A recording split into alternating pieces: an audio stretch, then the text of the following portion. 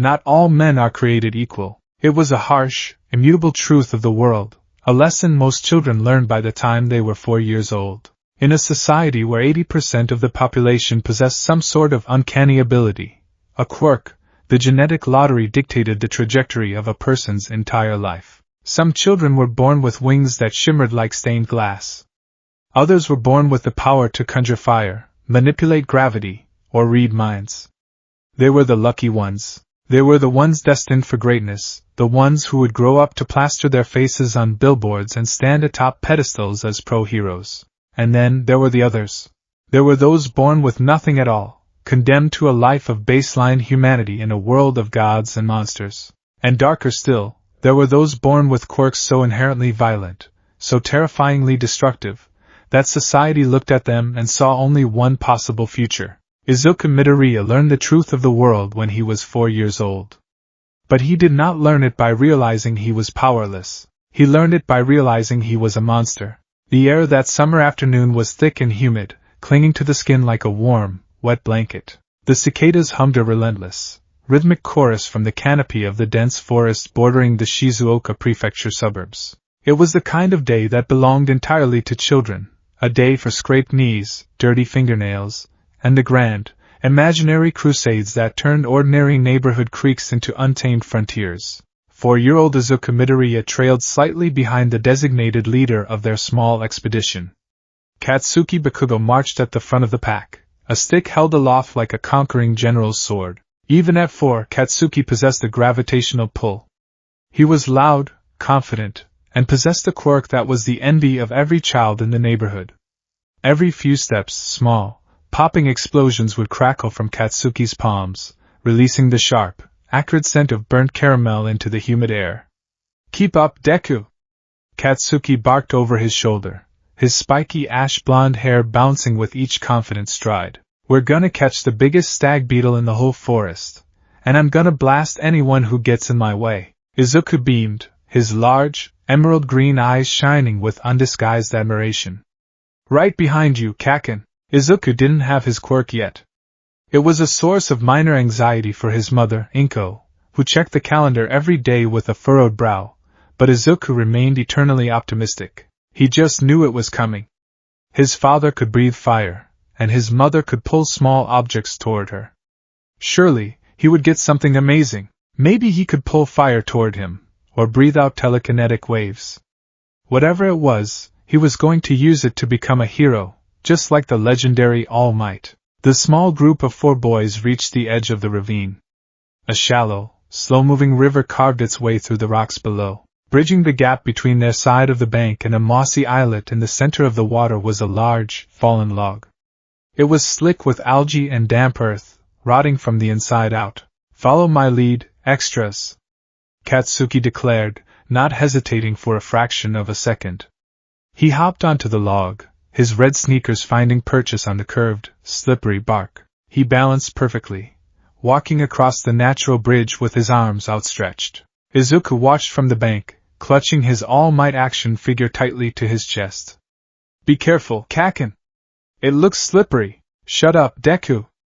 I'm never careless," Katsuki retorted, turning his head to glare at his green-haired friend. It was that momentary lapse in concentration, that single second of diverted attention, that sealed it. Katsuki's heel hit a patch of wet, decaying moss. His foot gave way. The confident smirk vanished from Katsuki's face, replaced by wide-eyed shock as gravity ruthlessly claimed him. He pitched sideways, his arms flailing wildly as small, panicked pops of explosions misfired from his palms. With a sharp cry, Katsuki tumbled off the log, plummeting toward the rocky riverbed below. Time seemed to dilate.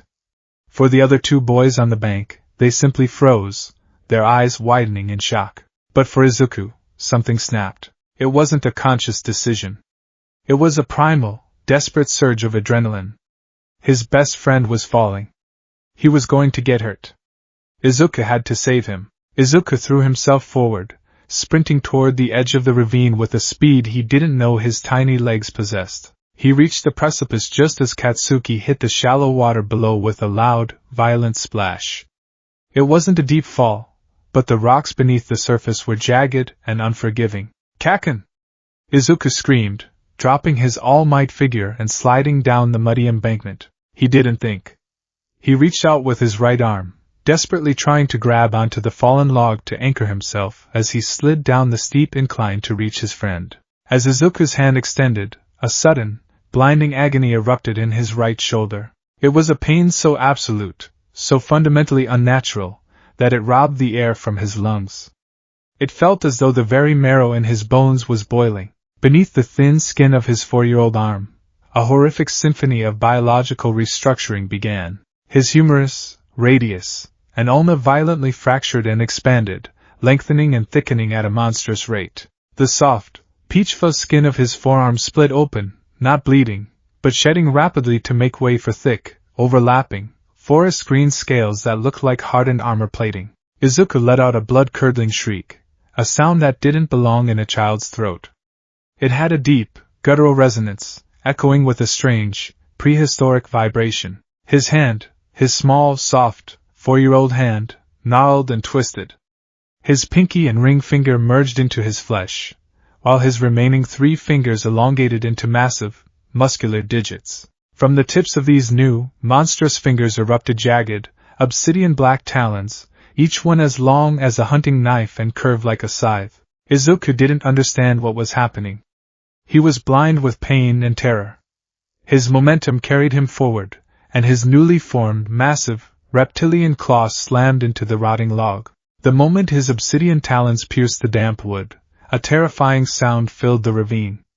It was a sound like 1,000 dry leaves being crushed underfoot, magnified to a deafening volume. A sickly, ash-gray aura flared around Izuku's claw. The massive log, which had withstood years of storms and rot, simply ceased to be. From the point of Izuku's contact, the wood flashed into a state of hyper-accelerated entropy. The brown bark turned a deathly, brittle gray, the color draining out of it as if devoured by an invisible plague. The decay spread outward at the speed of a gunshot. In a fraction of a second, the entire 20-foot log turned to dust. Gravity reasserted itself. The log collapsed into a massive cloud of fine, gray ash, raining down into the riverbed.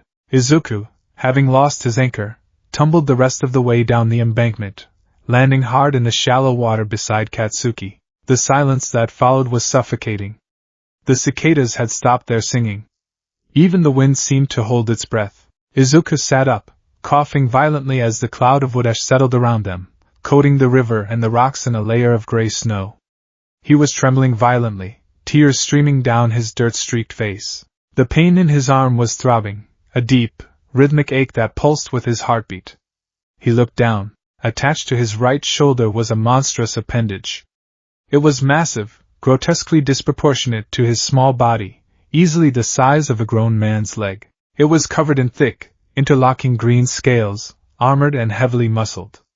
At the end of it was a 3-fingered claw, the black talons glinting menacingly in the dappled sunlight. "WH. What?" Izuku whimpered, his voice trembling. He tried to move his fingers.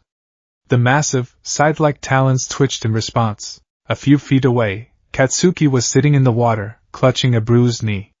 He was covered in the gray dust of the decayed log.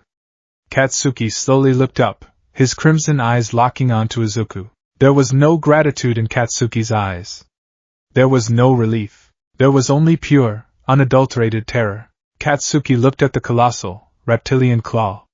He looked at the massive pile of dust that used to be a solid tree trunk. He looked at the trembling, crying boy attached to the monster's arm. Katsuki scrambled backward, splashing in the shallow water, his face pale and contorted with fear. "Get away!" Katsuki screamed, his voice cracking with panic. He threw a hand forward, firing off a frantic, blinding explosion that sparked against the water. "Get away from me, you monster!" Izuku flinched, holding his mutated arm close to his chest. "Keikaken, it's me. I don't touch me!" Katsuki yelled, scrambling up the opposite bank, slipping on the wet rocks in his desperation to put distance between them. "You're a villain! You destroyed it! You're a monster!" The words struck Izuku harder than any physical blow. Monster. Villain. The other 2 boys at the top of the ravine had already turned and fled, screaming for their parents. Katsuki didn't look back as he ran into the trees, leaving Izuku alone in the water, surrounded by the ashes of what he had destroyed. Izuku looked down at the monstrous claw. He let out a ragged sob, the deep, guttural vibration rumbling in his chest again. He squeezed his eyes shut, wishing with every fiber of his being that he could wake up from this nightmare. I just wanted to help, he thought, his heart shattering into 1,000 pieces. I just wanted to save him. The hospital was a stark contrast to the humid, vibrant forest. It was a world of sterile whites, sharp smells of antiseptic, and the low, mechanical whir of diagnostic machines. Inko Midoriya sat in the hard plastic chair of the pediatrician's office, her hands wrangling a tissue into a shredded clump. She was a slender woman, her dark green hair tied back, her eyes red and puffy from crying.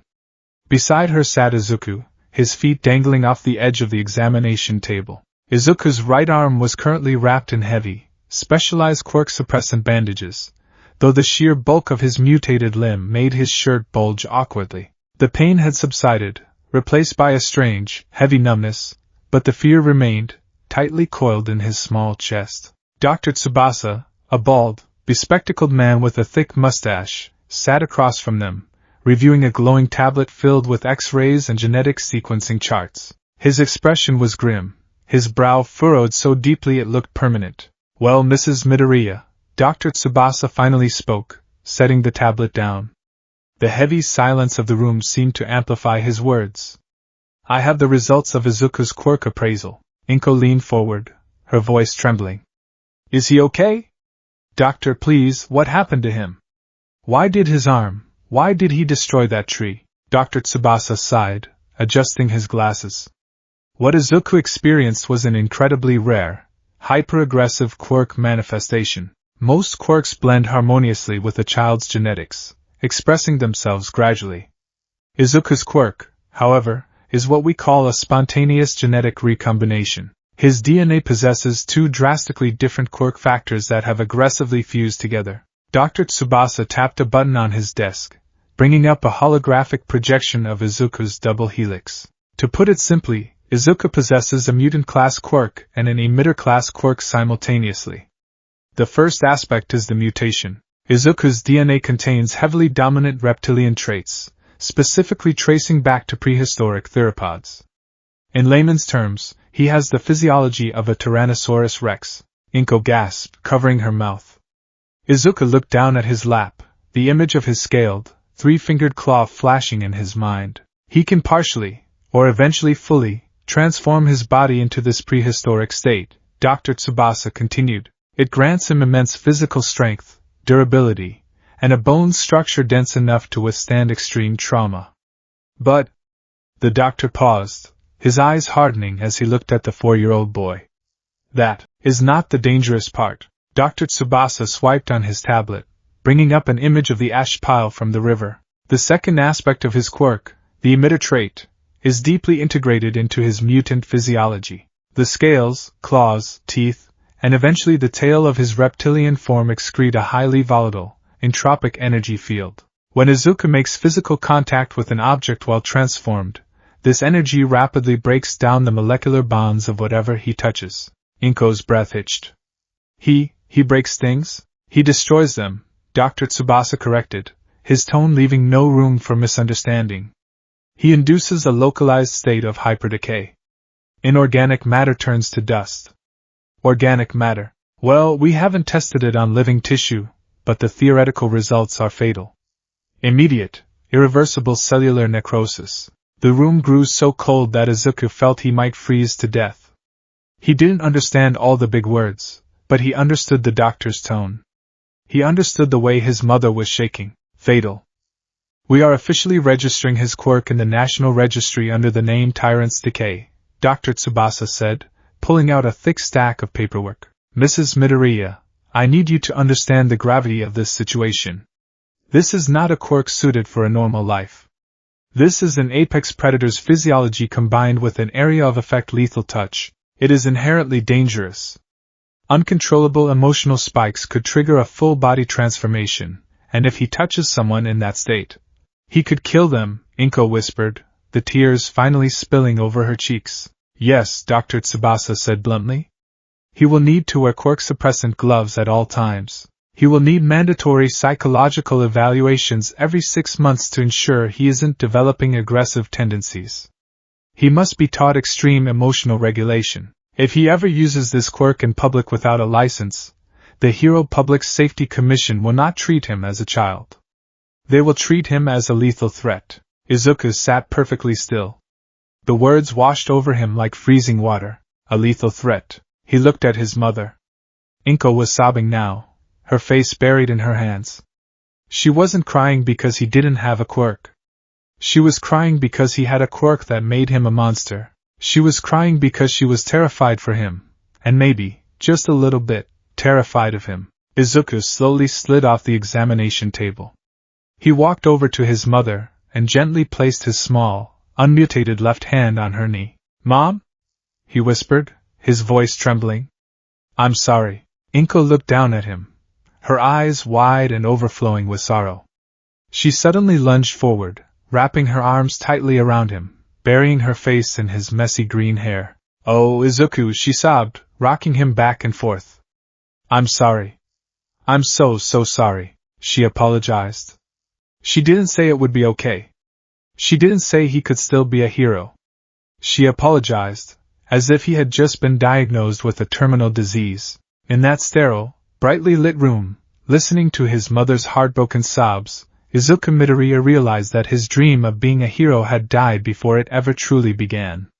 Heroes saved people. Heroes made people smile. Monsters turned the world to dust. That night, the Midoriya apartment was suffocatingly quiet. Inko had exhausted herself from crying and was asleep on the couch, the television still playing low volume in the background. In his bedroom, the only light came from the glow of a computer monitor. Izuku sat in his swivel chair, his small legs tucked under him. He was wearing an oversized t-shirt, his right arm bound heavily in thick, padded gauze that his mother had carefully wrapped before bed. On the screen, a video was playing. It was a video Izuku had watched 1,000 times before. It was shaky, amateur footage of a disaster zone in a burning city.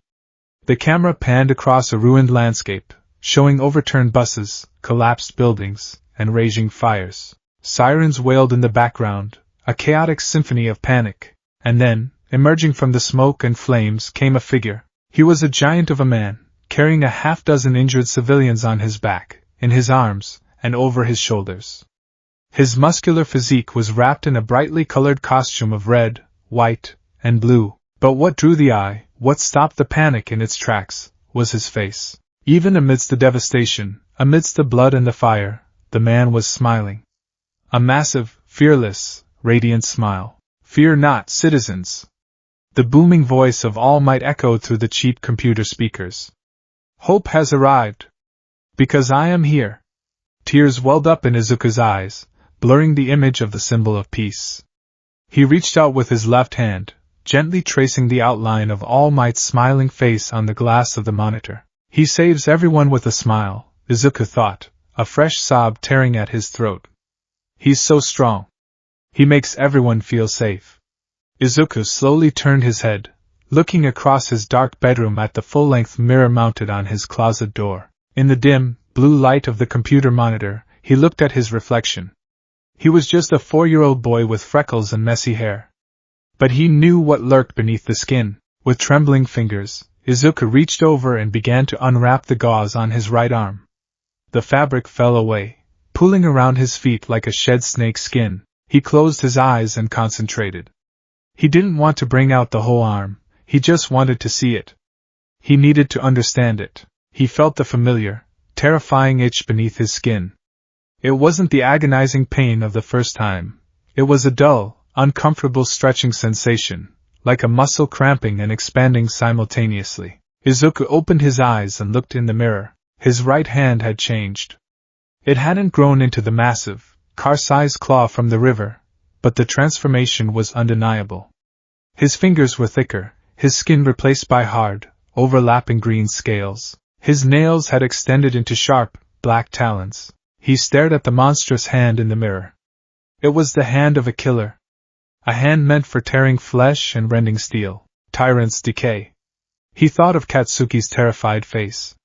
He thought of his mother's heartbroken tears. He thought of the pile of ash that used to be a massive log. A dark, heavy voice whispered in the back of his mind. You are a villain. You are a danger. You should lock yourself away forever. Izuku squeezed his eyes shut, shaking his head violently. No, he whispered into the empty room. He looked back at the computer monitor.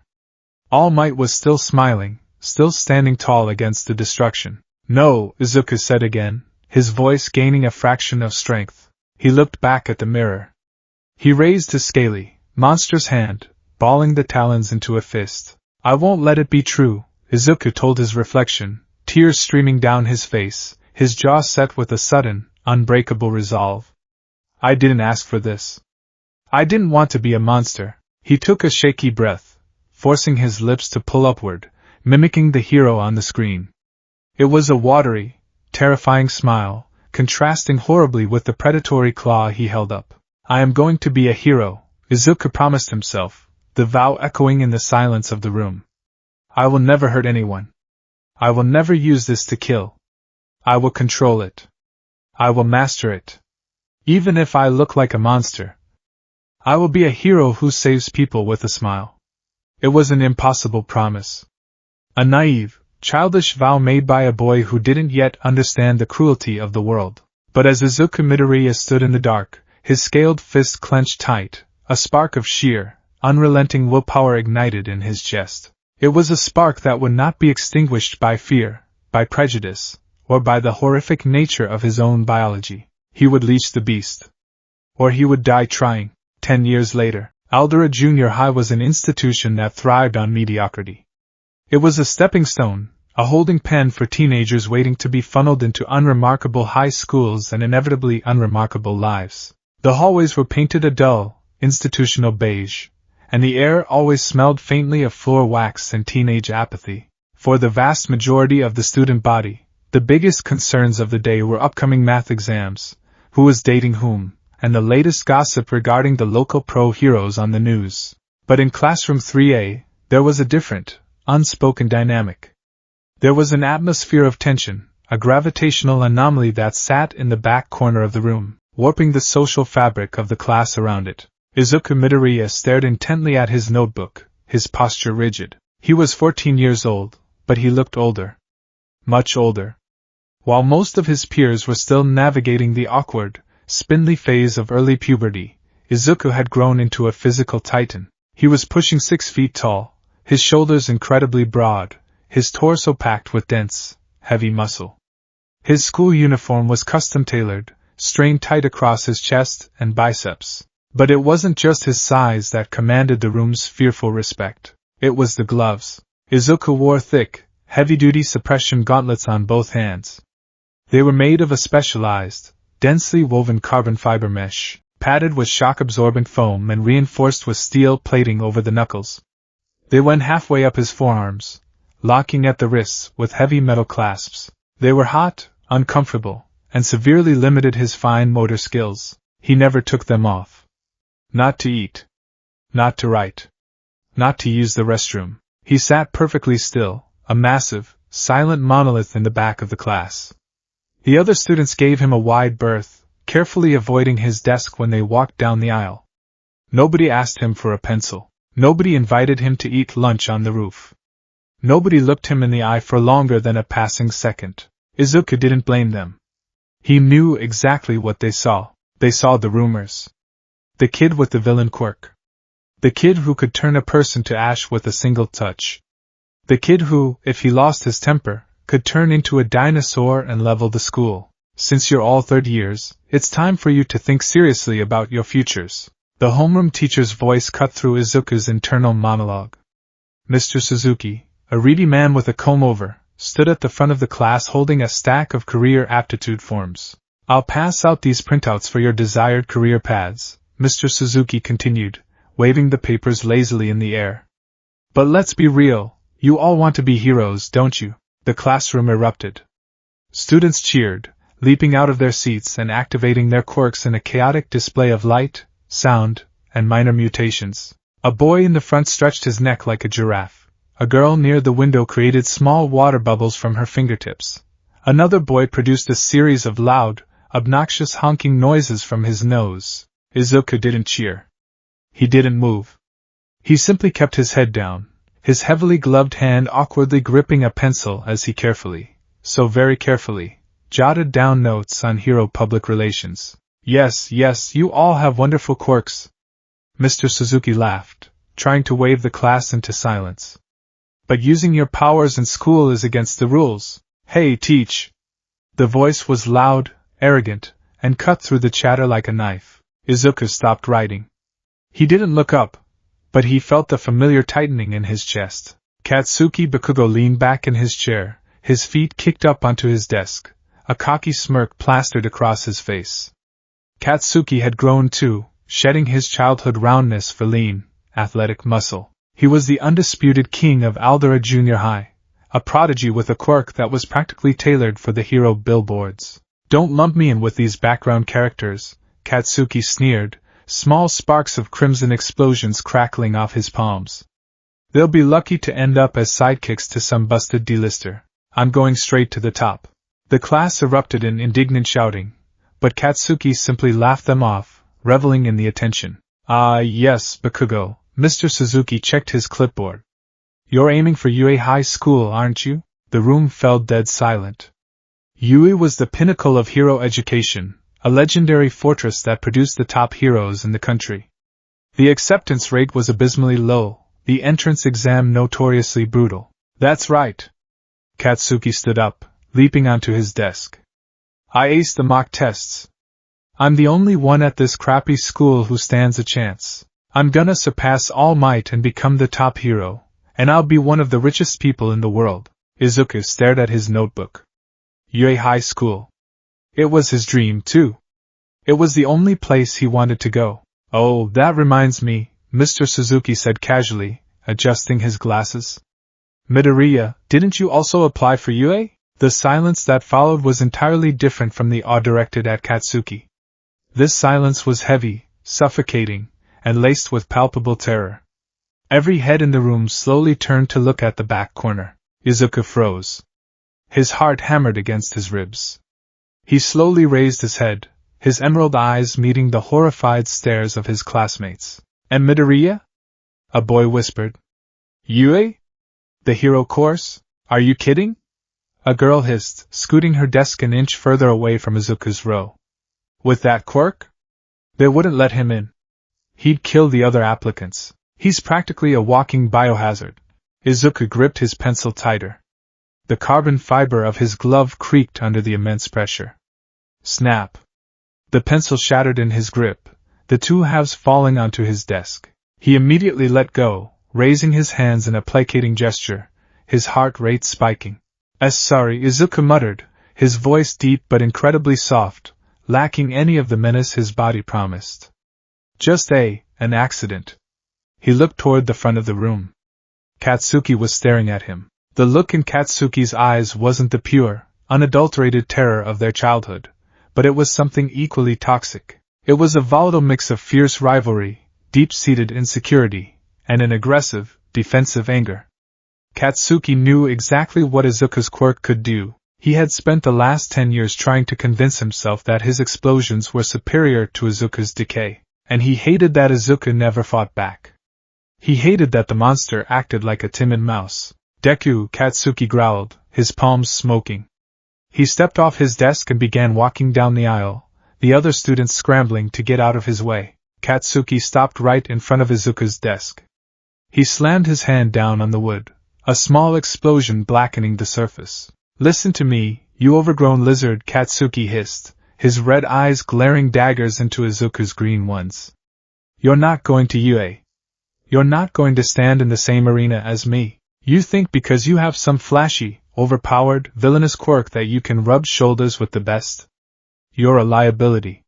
You're a disaster waiting to happen. Izuku looked up at Katsuki.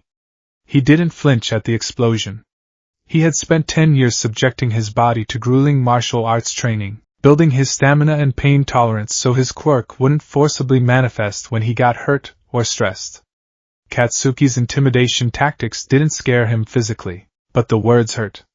They always hurt. I I just want to try Kaken, Izuku said quietly, keeping his hands flat on his desk. I want to be a hero. I've been training. I have it under control. Under control? Katsuki scoffed, a nasty grin twisting his features. He leaned in closer. We both know that's a lie. We both know what happens when you touch something. You're not a hero, Deku. You're a walking wrecking ball. The second you try to save someone, you'll probably turn them to ash. Izuku's breath hitched. The memory of the rotting log crumbling into gray dust flashed behind his eyes. He squeezed his eyes shut, forcing his heart rate to slow, forcing his breathing to remain steady. Control. Breathe in. Breathe out.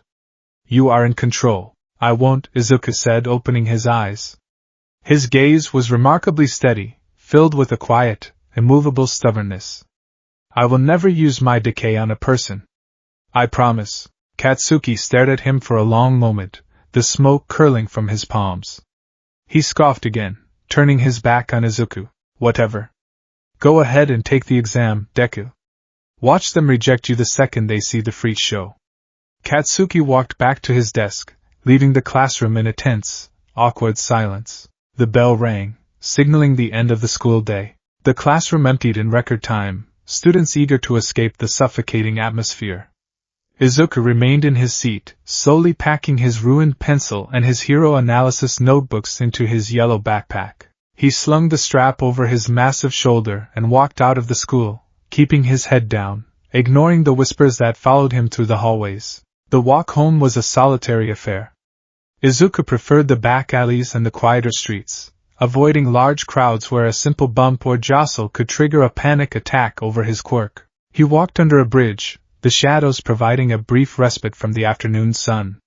He pulled out his phone, his thickly gloved thumb awkwardly tapping the screen to bring up the news. There was a report of a sludge-like villain robbing a convenience store nearby, but pro-heroes Kamui Woods and Empty Lady were already on the scene. I should go watch, Izuku thought, his spirits lifting slightly.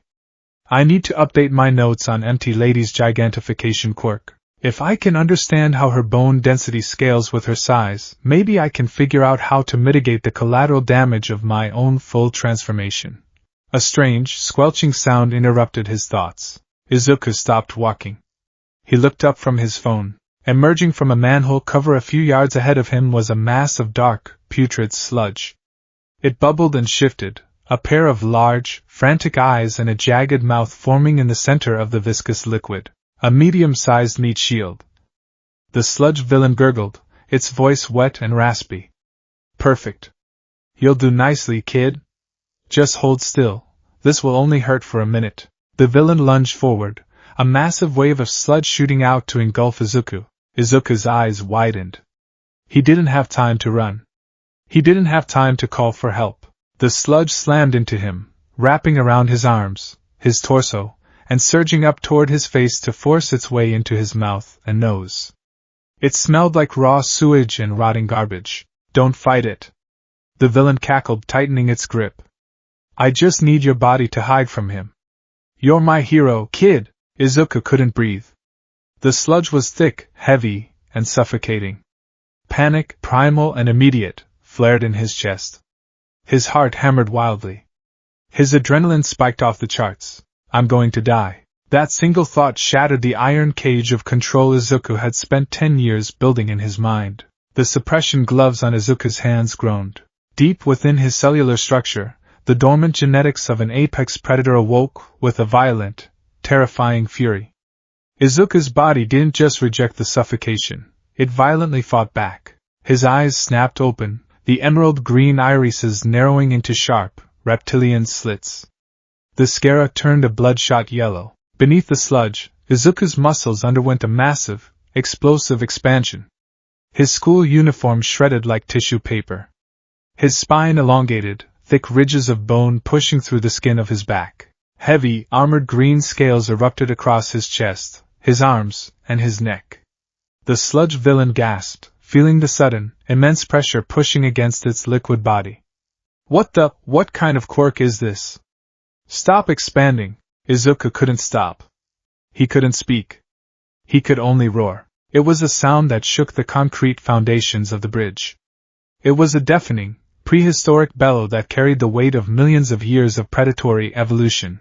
His jaw dislocated and pushed forward, his teeth lengthening into jagged, serrated daggers. His arms thickened, and with a metallic crack, the heavy-duty carbon fiber suppression gloves shattered into a dozen pieces, unable to contain the growth of his massive, three-fingered talons. Izuku, now standing at a hunched 8 feet tall, a horrific, half-transformed hybrid of boy and Tyrannosaurus Rex, reached up and grabbed the sludge covering his face. He didn't just pull it away. His obsidian talons dug into the liquid villain, Tyrant's decay. A shockwave of ash-gray energy pulsed from Izuku's claws. The sludge villain shrieked, a sound of pure, unadulterated agony.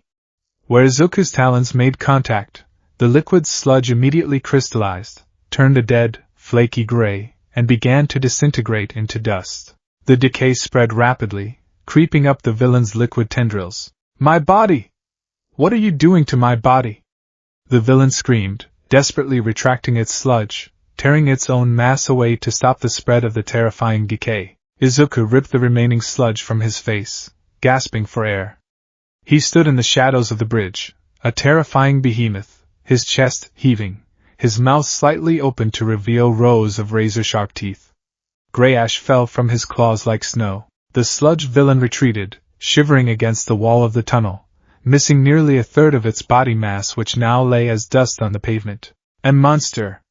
the villain stammered, looking at Izuku with the exact same terror that Katsuki had shown 10 years ago. Before the villain could move, before Izuku could even process what had just happened, the manhole cover behind the villain exploded upward in a geyser of water and steam. A massive figure landed in the tunnel, the impact cracking the concrete. "Fear not, young man!"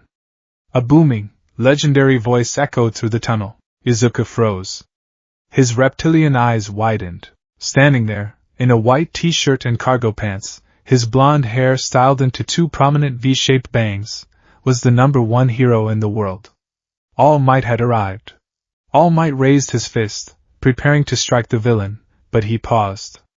His heroic smile faltered slightly as he took in the scene. He looked at the trembling, damaged sludge villain plastered against the wall. And then, All Might looked at Izuku. He looked at the towering, scaled, 8-foot-tall monster standing in the shadows, its massive claws dripping with gray ash, its clothes shredded, its eyes glowing with a feral, yellow light. For a split second, the #1 hero didn't look at Izuku like a victim.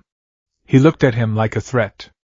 All Might's muscles tensed, his gaze locking onto the massive, decaying claws. Izuku saw that look. It was the look of a hero evaluating a villain.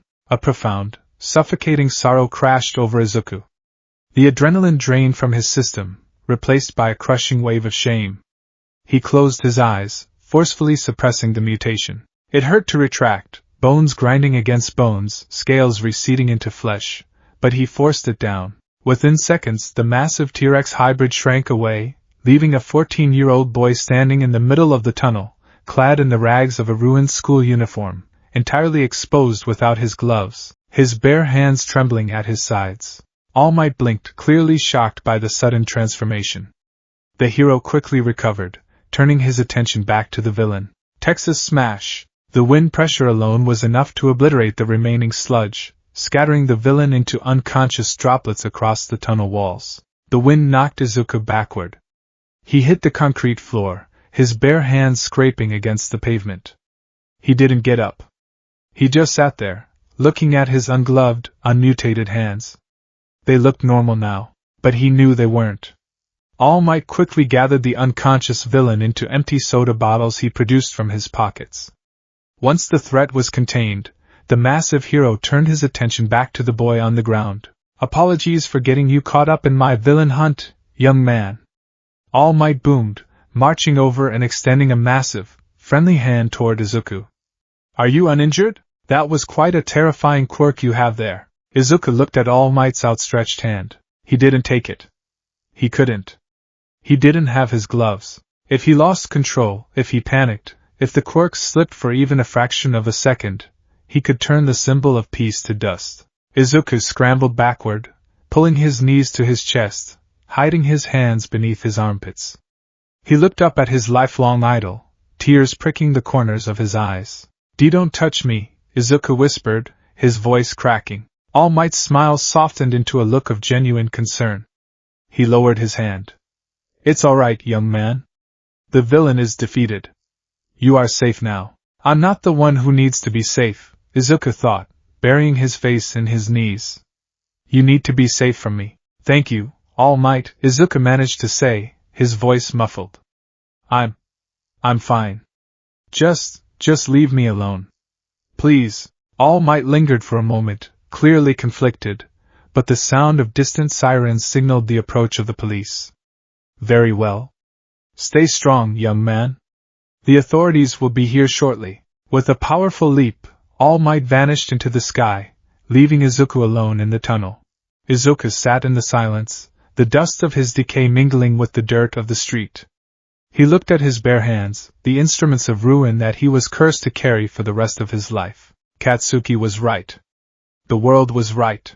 But as Izuku sat in the dark, he remembered the vow he made to his mirror 10 years ago. He remembered the grueling training, the thousands of hours spent meditating to control his heart rate, the absolute refusal to surrender to his own biology. He slowly stood up. He picked up his ruined backpack and looked toward the sky where All Might had disappeared. I am a monster, Izuku thought, his jaw setting with a familiar, steely resolve.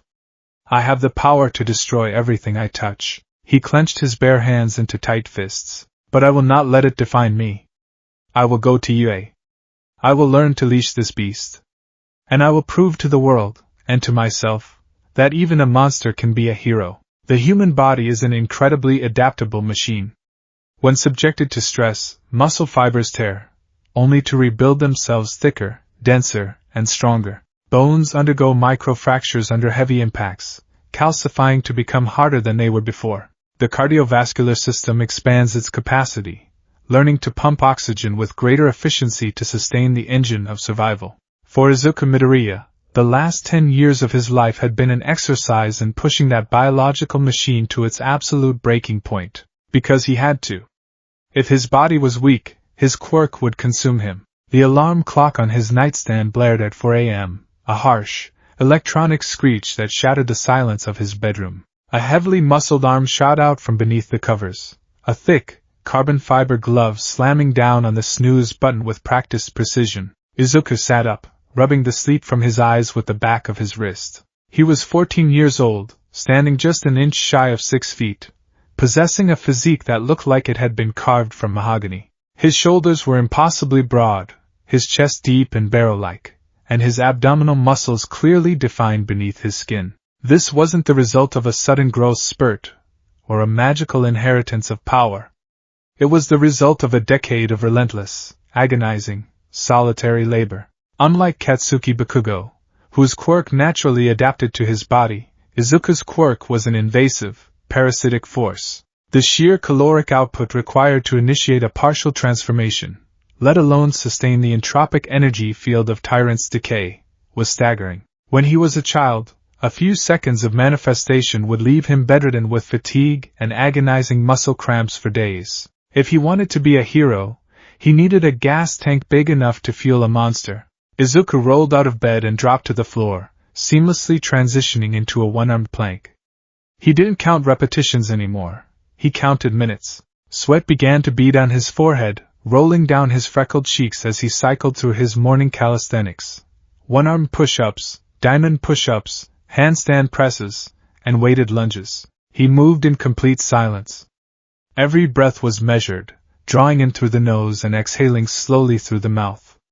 Emotional regulation was just as vital as physical strength. If his heart rate spiked uncontrollably, his reptilian DNA would interpret it as a fight-or-flight response, attempting to forcibly trigger a mutation. He had spent years meditating, learning to lock his emotions in a reinforced vault in his mind. By the time he finished his workout, the sun was just beginning to peek over the horizon, painting the sky in hues of bruised purple and pale orange. Izuku took a freezing cold shower to shock his nervous system, drying off and staring at himself in the bathroom mirror. Today was the day. The UA High School entrance exam. He walked back into his bedroom and dressed carefully. He bypassed his middle school uniform, instead pulling on a pair of specialized, highly elastic compression shorts. followed by loose-fitting cargo pants and a dark green, sleeveless compression shirt. Over that, he wore a customized track jacket. Finally, he sat on the edge of his bed and picked up his new suppression gloves. They were custom-ordered from a support gear company in America, heavily regulated and fiercely expensive. They were made of interwoven Kevlar and titanium mesh, lined with a thick, shock-absorbing polymer. They locked at the wrists with heavy steel buckles. Izuku strapped them on, testing the mobility of his fingers. They were heavy, restricting his dexterity, but they were the only thing standing between his hands and the accidental destruction of everything he touched. He walked out into the kitchen. The smell of grilled fish and miso soup filled the air. Inko Midoriya stood at the stove, humming softly to herself. When she turned and saw him, her humming stopped. She offered him a fragile, wavering smile. "Morning, sweetie. You're up early." "It's exam day, Mom," Izuku said, his voice a deep, gentle rumble. He sat at the small kitchen table, mindful not to let his heavy gloves scrape against the wood. Inko set a large bowl of rice and fish in front of him. She lingered for a moment, her hands hovering over his broad shoulders before she pulled them back. She was trying so hard to be supportive, but Izuku could see the terror swimming in her eyes. It was the same look she had given him every day for the last 10 years. She wasn't just afraid for him. She was afraid of what would happen if he unleashed the beast today. "Izuku," Inko started, her voice trembling slightly. "Just promise me you'll be careful. Don't push yourself too hard. If it hurts, or if you feel like you're losing control, it's okay to stop. It's okay to fail," was what she really meant. It's okay to not be a hero. Izuku looked down at his breakfast. "I won't lose control, Mom. I've trained for this. I'm going to pass." He ate in relative silence, the weight of the upcoming trial pressing down on him. When he finished, he slung his yellow backpack over his shoulder and paused at the front door. He looked back at his mother. "I'll be back this afternoon," he said, offering her the most reassuring smile he could muster. "Good luck, Izuku," Inko whispered, clutching a dish towel to her chest. Izuku stepped out into the crisp morning air and began the long walk to the train station. UA High School was less of a school and more of an architectural titan. The massive, glass-paneled H-shaped buildings towered over the surrounding city, gleaming in the morning sunlight. It was a fortress of dreams, the very place where All Might, Endeavor, and countless other legends had forged their destinies. As Izuku walked through the towering front gates, he felt incredibly small, despite his massive physical frame. The courtyard was packed with thousands of hopeful applicants. Some were chatting nervously, others were stretching, and many were overtly showing off their quirks. Izuku kept his head down, his hands stuffed deep into the pockets of his track jacket, trying to make himself as inconspicuous as a 6-foot-tall, heavily muscled teenager wearing steel-clasped gloves could possibly be. "Get out of my way, you giant freak!" Izuku froze. He recognized that gravelly, aggressive snarl instantly. He turned his head slightly to see Katsuki Bakugo stomping up the path behind him, his hands shoved into the pockets of his baggy black pants, a scowl etched deeply into his features. Katsuki paused as he recognized Izuku's broad back. "Deku," Katsuki spat, his red eyes narrowing into dangerous slits. "I told you not to come here. You think they're going to let a walking biohazard into UA? You're just going to embarrass yourself." Izuku took a slow, measured breath, locking his heart rate down. "Good morning, Kaken. I'm just here to take the exam, same as you." "Don't give me that calm crap." Katsuki stepped closer, lowering his voice into a vicious whisper. "I know what you are. You're a ticking time bomb. The second things get tough in there, you're going to lose your temper, freak out, and turn some poor extra to dust. You're a villain playing dress-up, Deku." Katsuki intentionally bumped hard against Izuku's shoulder as he pushed past him, marching toward the auditorium without looking back. Izuku stood frozen on the pavement. Katsuki's words echoed in his skull, digging into his deepest insecurities. A villain playing dress-up. Distracted by the verbal assault, Izuku took a step forward, his foot catching awkwardly on the edge of a raised paving stone. His balance, usually impeccable, vanished. He pitched forward, bracing himself for the humiliating impact of his face hitting the concrete. But the impact never came. Instead, a strange, weightless sensation washed over him. Izuku found himself suspended in midair, floating entirely parallel to the ground, his heavy boots dangling uselessly. "Oh! I'm so sorry I used my quirk on you without asking." Izuku frantically turned his head, his body rotating comically in the air. Standing beside him was a girl with a round face, large, expressive brown eyes, and permanent pink blush on her cheeks. She was holding her hands out toward him, the pads on her fingertips glowing faintly. It would be bad luck if you fell right before the exam, you know?" She smiled brightly, pressing her fingertips together. Release. Gravity violently reasserted itself. Izuku dropped the final 2 feet to the ground, stumbling slightly but catching himself. He immediately took a massive step backward, his heart rate spiking in a jolt of panic. She had touched him. He frantically checked his heavy gloves, ensuring the clasps were tightly sealed. He hadn't touched her with his bare skin. He was safe. She was safe. "Are you okay?" the girl asked, looking at his panicked expression with concern. She tilted her head, taking in his massive stature and the heavy, steel-plated gloves. "Wow, you're really big. Are you nervous?" "I'm super nervous." Izuku stared at her, his mind struggling to catch up. People didn't just walk up and talk to him. People didn't smile at him. People ran away. Yes. "Thank you," Izuku stammered, his deep voice cracking awkwardly. I'm fine. I just tripped." "Well, let's both do our best today." She pumped her fist in the air enthusiastically before turning and jogging toward the auditorium. "See ya inside." Izuku watched her go, utterly dumbfounded. She hadn't looked at him with fear. She had just seen a clumsy applicant. He looked down at his gloved hands, taking a deep, shuddering breath. "Control. You are in control." The orientation auditorium was a massive, dimly lit stadium seating thousands of applicants. Izuku found his assigned seat in the middle rows. Unfortunately, Katsuki Bakugo was seated immediately to his right, radiating a hostile, silent anger. Suddenly, the stage lights flared, blindingly bright, and a tall, slender man with a massive blonde pompadour and a leather jacket strutted onto the stage. "What's up, UA candidates?" Present Mike, the voice hero, roared into his directional speaker collar. "Can I get a yeah?" Dead silence blanketed the auditorium. "Keeping it mellow, I like it." Present Mike recovered flawlessly, gesturing wildly to the massive screen behind him. "Listen up, examinees. We're gonna test your mettle in a 10-minute mock urban battle. You can bring whatever you want. After this presentation, you'll head to your specified battle centers." Izuku quickly pulled his notebook from his jacket, snapping it open with his bulky gloves.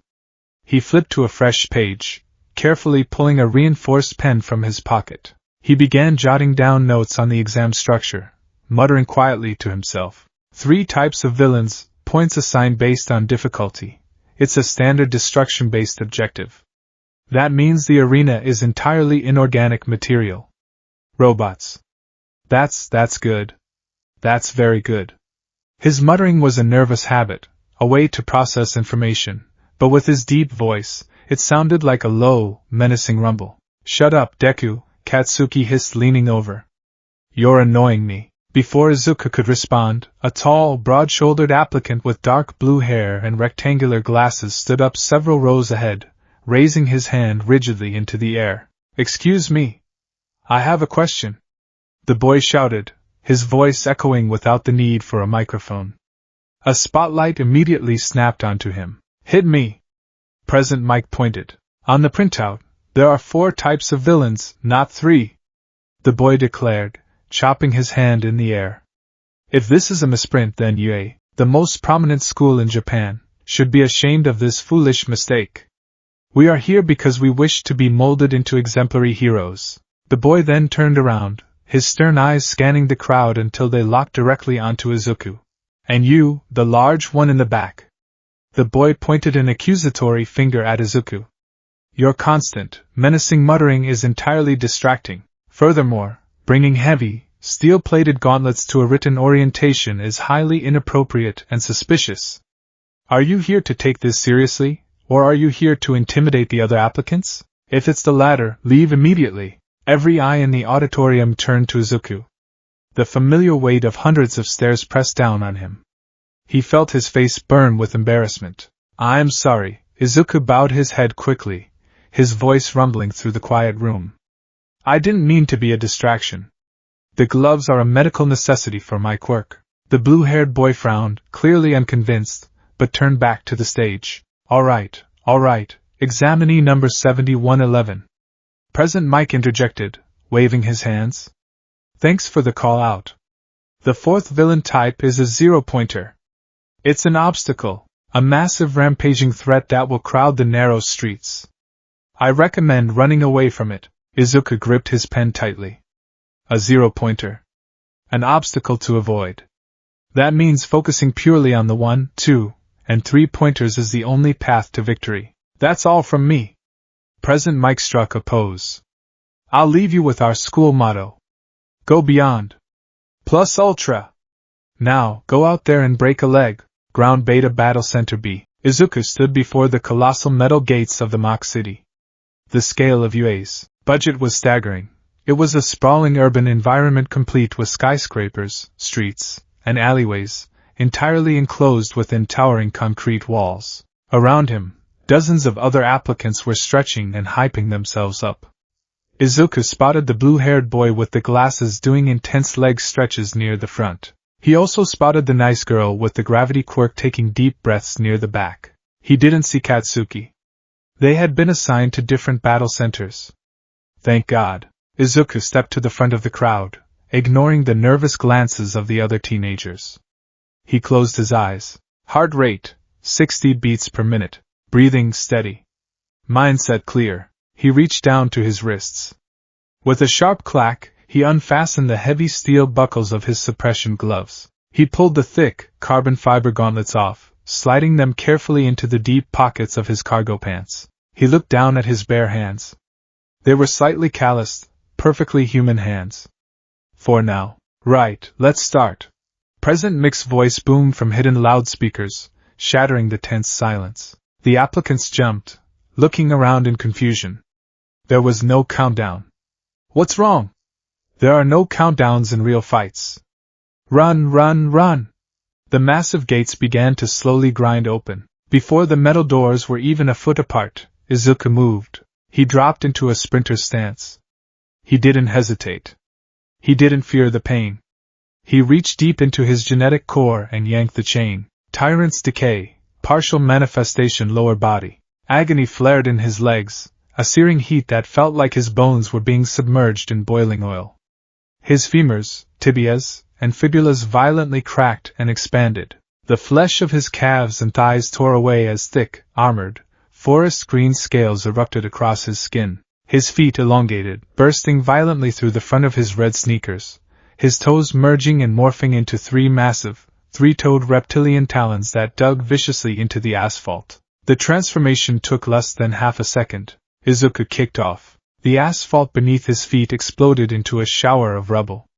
With the sheer, unadulterated muscle mass of a prehistoric apex predator propelling him, Izuku launched forward like a ballistic missile. He squeezed through the opening gates before anyone else had even taken a step, leaving a trail of shattered concrete in his wake. He rocketed down the main avenue of the Mach City, the wind roaring in his ears. The pain in his legs was a dull throb, masked by the sheer rush of adrenaline. Target acquired. A block ahead, rolling out from a side street, was a 1-pointer. It was a blocky, olive-green robot moving on tank treads, a single red optic glowing in its center. Target sighted, the machine's robotic voice droned. It raised a mechanical arm to fire.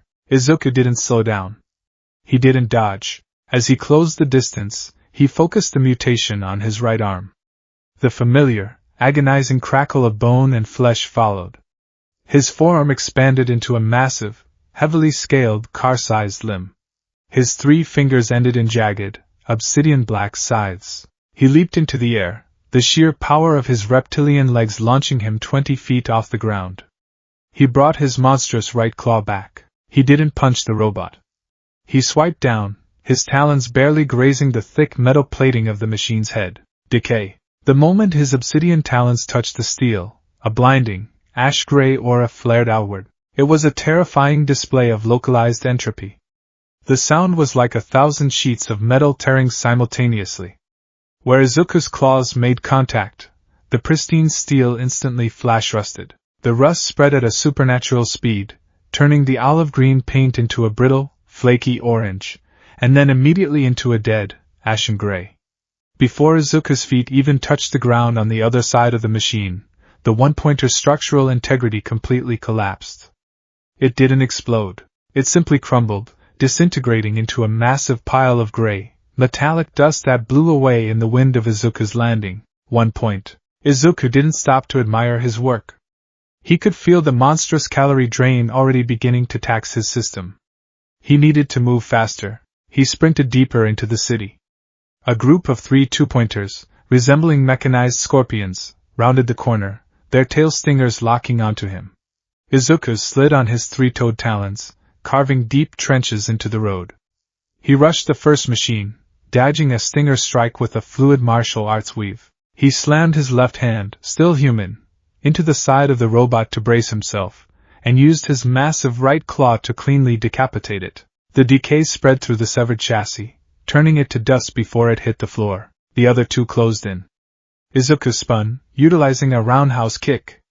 His massively dense, scaled legs slammed into the chassis of the second robot. Even without activating decay on his legs, the sheer blunt force trauma of a T-Rex limb moving at high speed shattered the machine's armor like glass, sending it flying into a brick wall. He lunged at the third, plunging his talons straight through its central optic.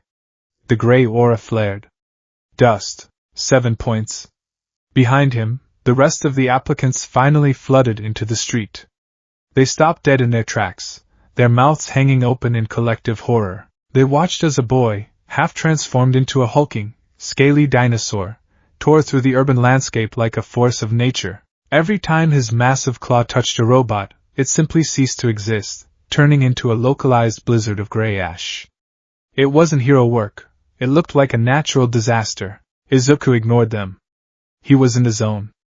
The world narrowed down to targets, movement, and breath control. He scaled the side of a building, his talons piercing the concrete wall like butter, vaulting onto a roof to ambush a nest of 3-pointers. He moved with a terrifying grace, a brutal synergy of precise human martial arts and overwhelming prehistoric violence.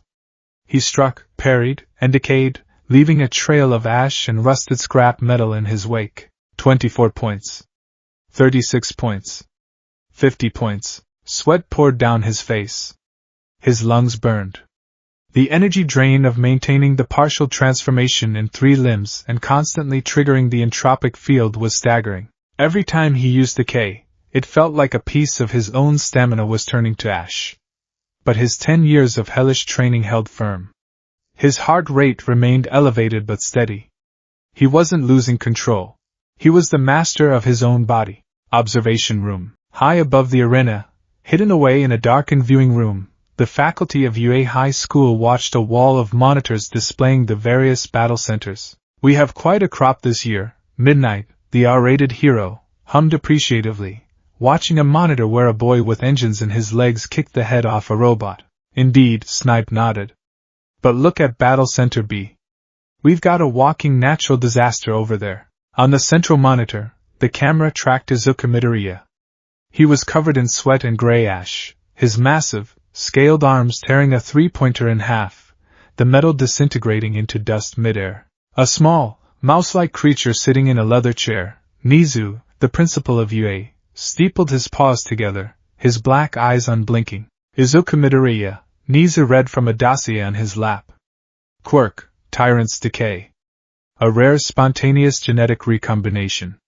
A mutant physiology crossed with an emitter-class entropic touch.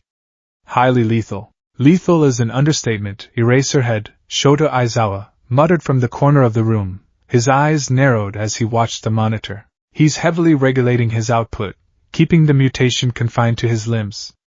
If he loses his temper and goes full body, he could level this entire facility." "Why did the board approve him for the practical?" "Because UA does not discriminate against quirks," Aizawa, Nizu replied calmly. "We look at the heart of the applicant. He has accrued 62 villain points. He has the highest score across all centers so far. He's a brute, Aizawa said coldly. He's destroying everything in his path. Heroics isn't just about annihilation. Standing in the back of the room in his deflated, skeletal form, Tashinori Yagi, All Might, watched the monitor with wide, haunted eyes. He recognized the boy. It was the same boy from the tunnel under the bridge. The one he had almost instinctively treated as a villain. He's controlling it, All Might realized, a pang of guilt striking his chest. He's in agonizing pain, I can see it in his face, but he's holding the beast back on a leash. Let us see how he, and the others, handle the true test of this exam, Nisa said softly, reaching out and pressing a large, red button on his control console. Let's test their true heroic mettle. Battle Center B. Izuku leaned heavily against the brick wall, gasping for air. His lungs felt like they were filled with broken glass. The muscles in his mutated arms and legs were twitching violently, threatening to cramp. 68 points, he thought, wiping a mixture of sweat and ash from his forehead with his bare forearm. That has to be enough to pass. I need to deactivate the mutation before I hit absolute exhaustion. He closed his eyes, preparing to undergo the painful process of retracting his scales and bone structure. Suddenly, the ground beneath his feet violently lurched. It wasn't a small tremor. It felt like a massive earthquake. The brick wall he was leaning against cracked down the center. A deafening, mechanical roar echoed across the mock city, loud enough to rattle Izuku's teeth in his skull. At the far end of the main avenue, the buildings literally exploded outward. A massive steel fist punched through a skyscraper, sending thousands of tons of concrete raining down into the street. The applicants in the street froze, looking up in sheer, unadulterated terror. Rising from the dust cloud, eclipsing the sun itself, was the zero-pointer. It was an absolute behemoth. It towered over the tallest buildings in the mock city, a colossal, heavily armored bipedal tank. Its central optic glowed an angry, blood red, scanning the screaming teenagers below. I recommend running away from it. Present mixed words echoed in Izuku's mind. The other applicants didn't need to be told twice. Panic erupted. Teenagers scrambled, shoving past each other in a desperate stampede to get away from the towering mechanical titan. The blue-haired boy with the engine legs sprinted past Izuku, his face pale with fear. Izuku's instincts screamed at him to follow them. His stamina was drained.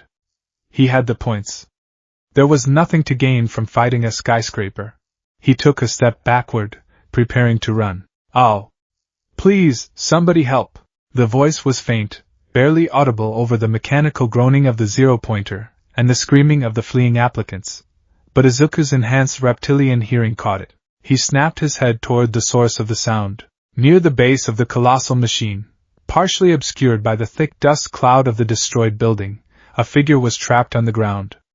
A massive slab of concrete had fallen, pinning her leg. It was the nice girl with the gravity quirk. The one who had stopped him from falling. The one who had smiled at him. The zero-pointer shifted its massive weight. Its colossal, steel foot lifted into the air, casting a dark shadow over the trapped girl. It was going to step on her. Time stopped for Izuku Midoriya. Every logical thought, every ounce of self-preservation, every fear of looking like a monster vanished. If he ran, she died. If he held back, she died. Izuku let go of the chain. He threw open the reinforced vault in his mind, abandoning 10 years of emotional suppression in a single, desperate heartbeat. He didn't run away. He sprinted toward the behemoth. As he ran, he surrendered entirely to the quirk. Tyrant's decay, full manifestation. The pain was unimaginable. It was a complete biological overwrite. Izuku threw his head back and unleashed a roar that shattered the glass of every building on the street. His clothing violently ripped to shreds, leaving him only in his highly elastic compression shorts. His spine forcefully elongated, tearing through his skin to form thick, jagged bony ridges. A massive, heavily muscled tail erupted from his tailbone, smashing into the asphalt to counterbalance his shifting weight. His torso expanded exponentially, packing on tons of dense muscle and impenetrable green armor plating. His neck thickened, his jaw dislocating and extending forward as rows of 6-inch, serrated teeth pushed through his gums. His eyes burned a bright, feral yellow. The applicants fleeing the scene stopped and turned around, paralyzed by a new, more visceral terror. They watched as the quiet, intimidating teenager vanished, replaced entirely by a 15-foot-tall, fully realized Tyrannosaurus rex. It was a beast ripped straight from the nightmares of the Cretaceous period, a hulking engine of prehistoric destruction. But it wasn't just a dinosaur. As Izuku roared at the zero-pointer, a massive, swirling maelstrom of ash-gray energy erupted from his entire body. The air around him shimmered with entropic power. The asphalt beneath his feet didn't just crack, it instantly turned to a sea of gray dust. The zero-pointer's foot began its descent toward the trapped girl. Izuku didn't jump.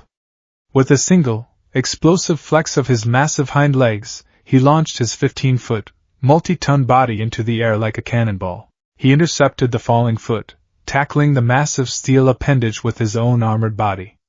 The sheer kinetic force of the impact staggered the colossal machine, throwing its balance off. The foot missed the girl by inches, crashing into the street beside her. Izuku landed heavily on the side of a building, his massive claws digging deep into the concrete to anchor himself. He looked up at the towering machine. He didn't have the strength to destroy the whole thing with strikes. He needed to hit the nervous system. He needed the head. With a thunderous roar, Izuku scaled the side of the skyscraper with terrifying agility, his powerful legs propelling him upward, his claws ripping huge chunks out of the architecture. He reached the top of the building, level with the zero-pointer's massive head. The robot's red optic locked onto the prehistoric anomaly. It raised its massive hand to swat Izuku out of the air. Izuku pushed off the roof with all his remaining strength, launching himself across the gap. He dodged the swatting hand by a hair's breadth, tucking his massive head down. He slammed face first into the zero-pointer's head, his jaw opening impossibly wide. Izuku clamped his massive jaws directly over the robot's main optical sensor and neck joint. His serrated teeth bit deep into the thick, reinforced steel plating. He closed his eyes and channeled every single ounce of energy left in his body into his jaws. Decay! A blinding, cataclysmic explosion of gray energy erupted from Izuku's jaws. The sound was apocalyptic. The zero-pointer let out a horrific, mechanical shriek. From the point of Izuku's bite, the impenetrable armor of the colossal machine instantly rusted, bubbled, and turned to ash. The entropic field spread like a virus. It rushed down the machine's neck, into its torso, and through its massive arms. Millions of dollars of advanced robotics, hydraulic lines, and steel framework were subjected to decades of hyper-accelerated entropy in a matter of seconds. The gray dust exploded outward in a massive cloud, obscuring the sky. Izuku felt the metal crumble to nothing beneath his teeth. Having lost his anchor, and completely drained of all stamina, he began to plummet toward the ground amidst the raining shower of ash and rusted scrap. Below him, the skeletal remains of the zero-pointer's lower half swayed dangerously before collapsing backward, crashing into the ruined street away from the trapped girl. Izuku was falling. He was too tired to brace himself. He closed his eyes, accepting the impact. Suddenly, a sharp slap stung his scaly cheek. His descent abruptly halted. He was floating, suspended in midair, surrounded by falling debris. He cracked an eye open. The nice girl was leaning over a piece of rubble, her fingers pressed together, her face pale and sweaty. Release! She gasped out, before her eyes rolled back and she collapsed, vomiting a small rainbow onto the pavement. Izuku dropped the last few feet, hitting the ground with a heavy thud. He lay there on his back, staring up at the sky, obscured by the massive cloud of gray ash. His chest heaved violently. The pain of the full transformation was catching up to him, a searing agony in every cell of his body. He had to turn it off. If he stayed in this form, his brain would drown in primal instincts. With a monumental effort of will, Izuku forced the mutation back. The horrific symphony of shifting bones and retracting scales echoed loudly in the silent street. The massive tail dissolved, retracting into his spine. The dense muscle mass shrunk. The snout receded into a human face. Within a minute, the 15-foot monster was gone. Lying in the center of a massive crater of gray dust was 14-year-old Izuku Midoriya. He was drenched in sweat, his skin coated in a thick layer of ash. His track jacket, shirt, and cargo pants were entirely destroyed, leaving him clad only in his ruined, torn compression shorts. He couldn't move. He couldn't even lift a finger. He was entirely vulnerable. A heavy, terrifying silence fell over the mock city. The other applicants slowly emerged from the alleyways and from behind the rubble. They crept forward, their eyes wide with absolute, unadulterated shock. They looked at the massive pile of dust that used to be a towering, unstoppable robot.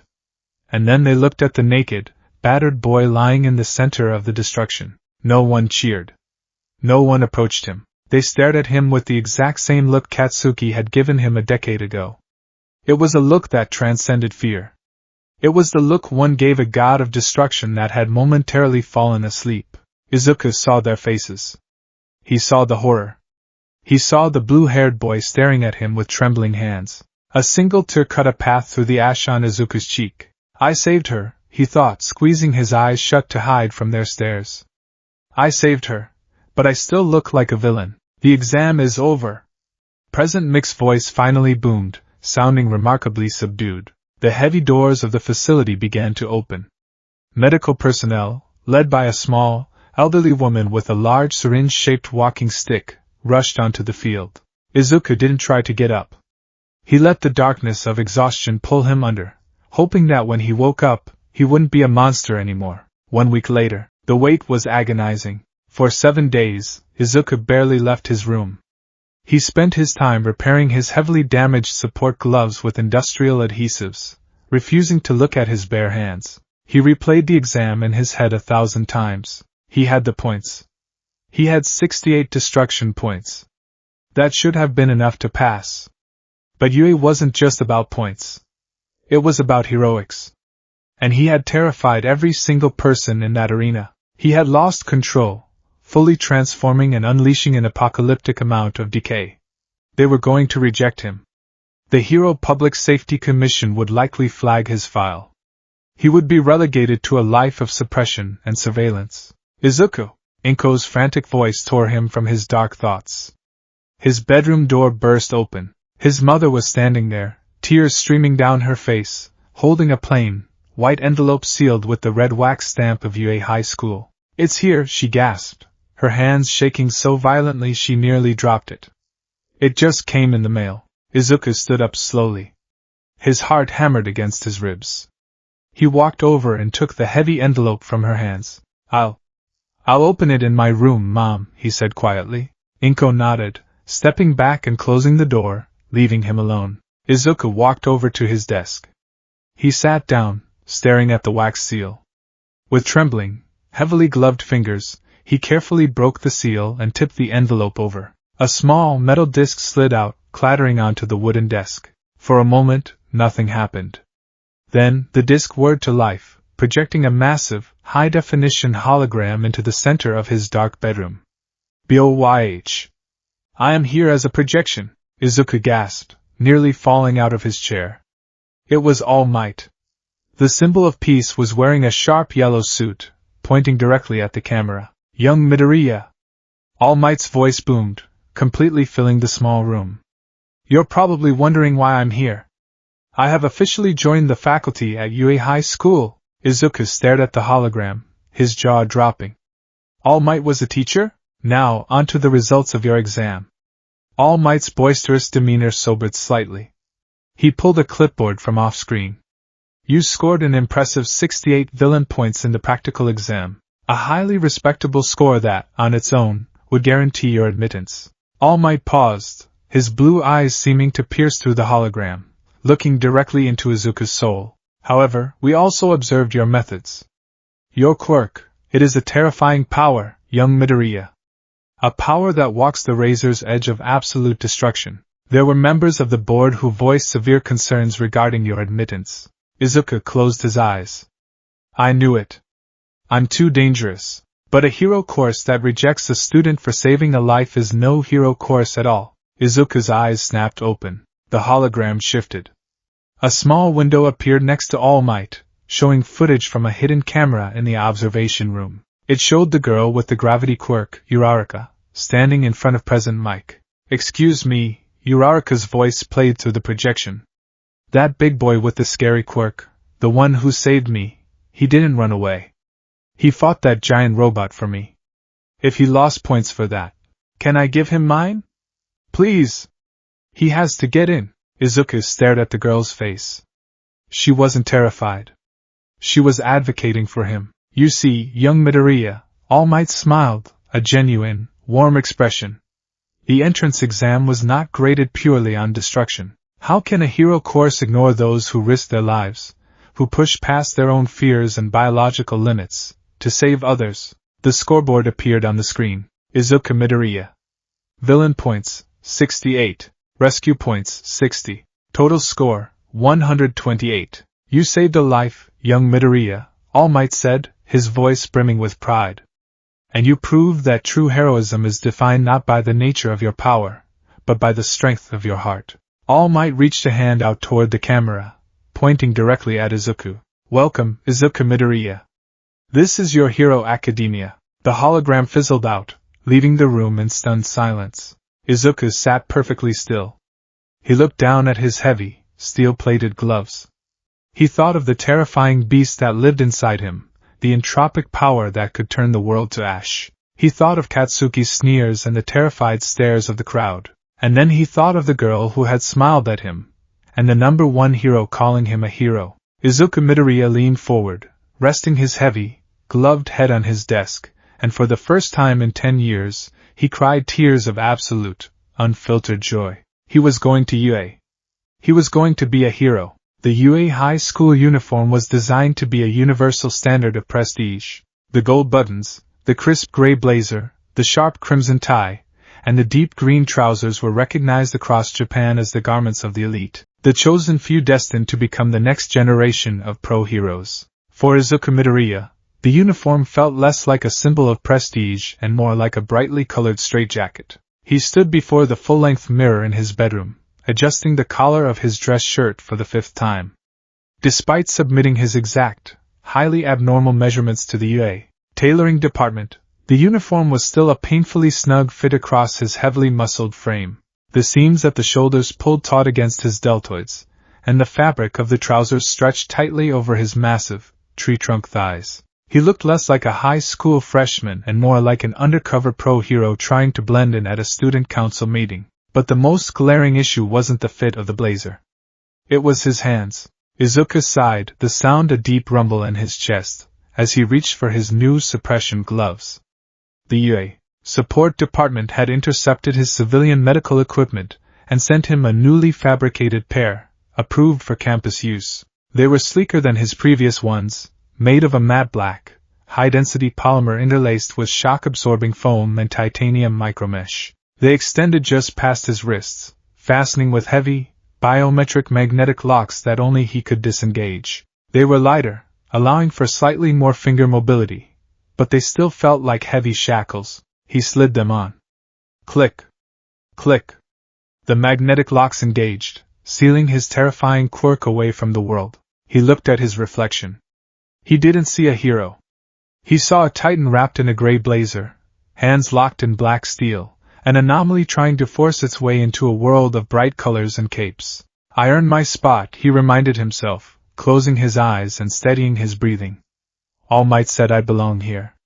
I just have to prove it. Izuku! You're going to be late. Inko's voice called from the kitchen. Izuku grabbed his yellow backpack, the straps looking comically small against his broad chest, and headed out. His mother was waiting by the front door, holding a bento box wrapped in green cloth. When she looked up at him, her eyes immediately darted to the black suppression gloves, a brief flicker of apprehension crossing her features before she forced a bright, tremulous smile. You look so handsome, sweetie, she said, her voice wavering slightly. She handed him the bento box, being careful not to let her fingers brush against the polymer of his gloves. Your first day. I'm so proud of you. Thanks, Mom, Izuku said softly, taking the lunch with immense, practiced care, ensuring he didn't accidentally crush the plastic container with his grip strength. I'll see you this afternoon. The commute to UA was a trial in emotional regulation. The morning trains were packed, a sardine can of salarymen, students, and commuters. For most, it was a daily annoyance. For Izuku, it was a minefield. He stood in the corner of the carriage, his massive back pressed against the glass, holding his gloved hands rigidly to his chest. Every time the train jostled and someone bumped into him, his heart rate spiked, his mind flashing with horrific images of his gloves failing and the carriage turning to ash. He spent the entire 20-minute ride doing box breathing exercises, a solitary, hypervigilant statue among the sleepy crowd. When he finally stepped off the train and walked through the towering front gates of UA High School, a small fraction of the tension left his shoulders. He was here. Ground zero of his dreams. The interior of the school was a sprawling labyrinth of pristine hallways, massive windows, and towering doors designed to accommodate students with gigantification quirks. Izuku navigated the corridors, his heavy, booted footsteps echoing loudly against the polished floors. Class 1A. Hero Course. He finally found it. The door was colossal, reaching nearly ceiling height, with a massive red 1A painted across the front. Izuku paused, his hand hovering over the heavy metal handle. He could hear voices inside. Normal teenagers. Kids with flashy, heroic quirks. Kids who hadn't terrified an entire arena of applicants by turning a skyscraper-sized robot to dust. What if they saw the exam? What if they already know? He swallowed hard, pushing the anxiety down into the reinforced vault in his mind. He gripped the handle and slid the massive door open. The classroom was spacious, brightly lit, and already buzzing with energy. "Take your feet off of that desk immediately," the loud, rigid voice commanded the room's attention. Standing near the front of the class was the tall, blue-haired boy with the rectangular glasses from the entrance exam orientation. He was chopping his arm in the air with robotic precision, glaring at the students sitting in front of him. Sitting in that desk, leaning back with his boots propped arrogantly on the polished wood, was Katsuki Bakugo. "Huh!" Katsuki sneered, a feral grin stretching across his face. "And who the hell are you to tell me what to do, Four Eyes? I am Tenya Ida, from Somei Junior High School," the boy declared, adjusting his glasses. "It is the first day of our academic careers, and you are already disrespecting the property of this great institution. Are you not ashamed, Somei?" Katsuki laughed, sparks popping lazily from his fingertips. "So you're a stuck-up elite, huh? I'm gonna have fun crushing you." "Crushing me?" Ida gasped, taking a step back in horror. "That is the attitude of a villain, not a hero." Izuku stepped fully into the doorway, his massive frame casting a long, wide shadow across the front of the classroom. The heavy thud of his boots drew the attention of the room. The argument between Ida and Katsuki ceased instantly. In fact, all conversation in the classroom died a sudden, violently abrupt death. 20 pairs of eyes turned to the doorway. The reaction was immediate and palpable. Several students physically recoiled. A boy with bright yellow hair and a black lightning bolt streak shrank down into his seat. A girl with pink skin and small horns covered her mouth. They recognized him. How could they not? The footage of the entrance exam wasn't public, but rumors spread like wildfire among the examinees. The terrifying behemoth that had casually decayed a zero-pointer into a mountain of ash. The monster in the arena. Izuku stood frozen in the doorway, the crushing weight of their terrified stares paralyzing him. He looked like an apex predator that had wandered into a petting zoo. His massive shoulders, his intense, scarred physique hidden beneath the tight blazer, and the ominous black suppression gloves on his hands screamed danger. Ida was the first to move. He swallowed hard, his Adam's apple bobbing, and marched toward Izuku. His robotic stride was stiff, betraying his deep apprehension. You're the student from the entrance exam," Ida said, stopping a few feet away, keeping a safe distance from Izuku's gloved hands. "The one with the highly destructive quirk." Izuku slowly nodded, his deep voice barely above a whisper. "I'm Izuku Midoriya." It's nice to meet you." Ida stared at him, clearly conflicted. He remembered Izuku's terrifying display of power, but he also remembered the reason why Izuku had unleashed it. "I misjudged you during the orientation," Ida said, his voice loud but lacking its previous accusatory edge. "I thought you were a disruptive brute, but you realized there was a hidden rescue metric to the practical exam, didn't you?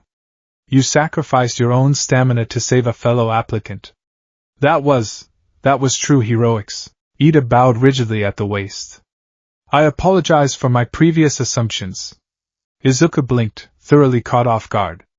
Oh, no. I didn't know about the hidden metric at all. She was going to get crushed. I didn't think about the points. You acted purely on instinct to save a life? Ida stood up, looking at Izuku with a new, profound respect. That is even more impressive. You possess the spirit of a true hero, Midoriya-kun. Oh. It's you! A cheerful, bubbly voice broke the remaining tension in the front of the room. Izuku looked past Ida to see the girl with the permanent blush, Achiko Uraraka, jogging up to him. Her brown eyes were bright and entirely devoid of fear. I was hoping you'd be in this class. Uraraka beamed, stopping right in front of him and looking up, way up, at his face. I never got to properly thank you for saving me from that huge robot. You were amazing. A little scary, but totally amazing. Like, whoosh and then roar and then it was all dust. She punctuated her words with wild, enthusiastic hand gestures. Izuku felt his face erupt in heat. His freckles were completely swallowed by a massive blush. He wasn't used to people talking to him, let alone a cute girl praising him. It was nothing, really, Izuku stammered, rubbing the back of his neck with a heavily gloved hand, careful not to let the polymer brush his skin too hard. I'm just glad you weren't hurt, Uraraka-san. TCH, get a room, you freaks. Katsuki's voice dripped with venom. He was glaring at the trio, his red eyes burning with a mix of disgust and aggressive rivalry. Don't let him fool you, round face. He's a walking disaster. Try not to get turned to ash when he throws a tantrum. Izuku flinched, the words striking a deep, raw nerve. He lowered his hand, his posture shrinking slightly despite his massive size. Before Uraraka could leap to Izuku's defense, a low, exhausted voice drifted up from the floorboards outside the classroom door. If you're just here to make friends, you can pack up your things and leave. Izuku, Ida, and Uraraka spun around, lying on the floor in the hallway, zipped entirely inside a bright yellow sleeping bag, was a haggard-looking man. He had long, unkempt black hair, heavy bags under his bloodshot eyes, and a thick scarf wrapped around his neck. He looked like an incredibly exhausted caterpillar. The man unzipped the sleeping bag and stood up, pulling a juice pouch from his pocket and taking a slow sip. It took you lot 8 seconds to quiet down, the man said, his tone flat and utterly devoid of warmth. Time is a limited resource. You kids aren't rational enough. The class fell into a stunned silence. This is our teacher? Anshoda Aizawa, the man introduced himself, stepping into the classroom and walking past the frozen students to the front podium. Your homeroom teacher. He reached into his sleeping bag and pulled out a stack of blue and white folded fabrics. He tossed them onto the front desk. Put these P uniforms on and meet me out on the training grounds, Aizawa instructed lazily. His dark eyes then swept across the room, locking onto the towering teenager standing near the door. The atmosphere in the room plummeted by 10 degrees. Aizawa's gaze wasn't just evaluating, it was predatory. Midoriya, Aizawa's voice was a low, dangerous drawl. Leave the gloves on for now. But prepare yourself. Today, we see if you belong in a school or a cage. Izuku's breath hitched. The blood drained from his face. The rest of the class stared at him, the fear instantly returning to their eyes. Aizawa didn't wait for a response. He turned and walked out the door. The transition to the locker rooms was agonizingly quiet. The boys of Class 1A gave Izuku a wide berth as they changed into their Yui tracksuits. The tracksuit was stretchy, which Izuku appreciated, but he still had to forcefully pull the sleeves over his massive biceps. He kept his back to the rest of the boys, intensely focused on not accidentally brushing against the lockers with his gloved hands. Even a muted impact with the heavy polymer could dent the metal with his natural strength. Hey man, a voice called out hesitantly. Izuku turned slightly. A boy with spiky red hair and shark-like teeth was standing a few feet away, scratching the back of his head nervously. I'm Eijiro Kirishima, the boy said, offering a small, uncertain smile. Your quirk, it's the Tyrannosaurus one, right? The one that decays stuff? Izuku tensed. He nodded slowly. Tyrant's decay. Yes. Kirishima swallowed hard but maintained eye contact. It's terrifying, not gonna lie. But you saved that girl during the exam. That's a manly thing to do. I hope we can get along. Izuku's eyes widened slightly. The fear was there, undeniably, but Kirishima was trying to push past it. He was trying to see the hero, not the monster. Thank you, Kirishima-kun, Izuku replied, his deep voice carrying a note of genuine gratitude. I'll do my best not to cause any trouble. When the class finally gathered on the expansive dirt field of the pea grounds, the morning sun was burning off the last of the dew. Aizawa stood at the center of the pitch, looking as exhausted as ever, holding a digital tablet and a baseball. A quirk apprehension test? Uraraka gasped, mirroring the confusion of the rest of the class. What about the entrance ceremony? Or orientation? Uraraka asked, her hands clasped together nervously. If you're going to become a pro-hero, you don't have time for leisurely events, Aizawa said coldly, turning his back to them. UA's selling point is how unrestricted its school traditions are. That's also how the teachers run their classes. You kids have been doing these standard fitness tests since junior high, right? Pitching, long jump, 50-meter dash, all without quirks. Aizawa turned back around, his eyes narrowing. The country still uses averages taken from results devoid of quirks. It's irrational. The Ministry of Education is procrastinating. Aizawa tossed the baseball into the air and caught it. He pointed at Katsuki. Bakugo. You finished first in the practical exam. What was your best softball pitch in junior high? 67 meters, Katsuki replied smoothly, stepping forward with absolute confidence. Try doing it with your quirk, Aizawa instructed, tossing the ball to the explosive teen. Stay inside the circle. Give it all you've got. Katsuki cracked a feral grin. He stepped into the painted white circle, rolling his shoulders. He stretched his pitching arm back, his palm beginning to smoke. Die! Katsuki roared. With a deafening explosion, Katsuki launched the ball. A massive plume of fire and smoke erupted from his hand, propelling the baseball forward with the force of a cannon shot. The ball tore through the air, disappearing into the distance. Aizawa held up his digital tablet for the class to see. It read 705.2 meters. The class erupted in awe. Over 700 meters? That's insane! Yellow-haired Kaminari cheered. This looks like so much fun. Pink-skinned Ashido laughed, clapping her hands. Fun? Aizawa's voice cut through the excitement like a scythe. The air grew heavy and suffocating. Aizawa's hair suddenly defied gravity, floating upwards to frame his face, and his eyes glowed a menacing, luminous crimson. The thick scarf around his neck began to writhe like a pit of snakes. You have 3 years to become heroes, Aizawa said, his voice dripping with deadly serious intent. Are you going to have an attitude of fun the whole time? Idiots. All right then. New rule. Whoever comes in last place in all 8 tests will be judged to have no potential. Aizawa smiled, a chilling, terrifying expression. And will be punished with immediate expulsion. The class gasped in collective horror. Expulsion? Uraraka cried out. But it's the first day. Even if it wasn't, that's totally unfair. Natural disasters, massive accidents, and selfish villains. Calamities whose time or place cannot be predicted, Aizawa countered, his hair dropping back down, his eyes returning to normal. Japan is covered with unfairness. Heroes are the ones who reverse those situations. If you wanted to go talk with your friends at a diner after school, too bad. For the next 3 years UA will do all it can to give you one hardship after another. Go beyond. Plus ultra. Overcome it with all you've got. Aizawa's gaze slowly drifted across the horrified faces of the students, finally locking onto Izuku, who was standing stiffly at the back of the group. Aizawa pointed directly at him. Midoriya. Step forward. The students instantly parted, leaving a wide, nervous path for Izuku.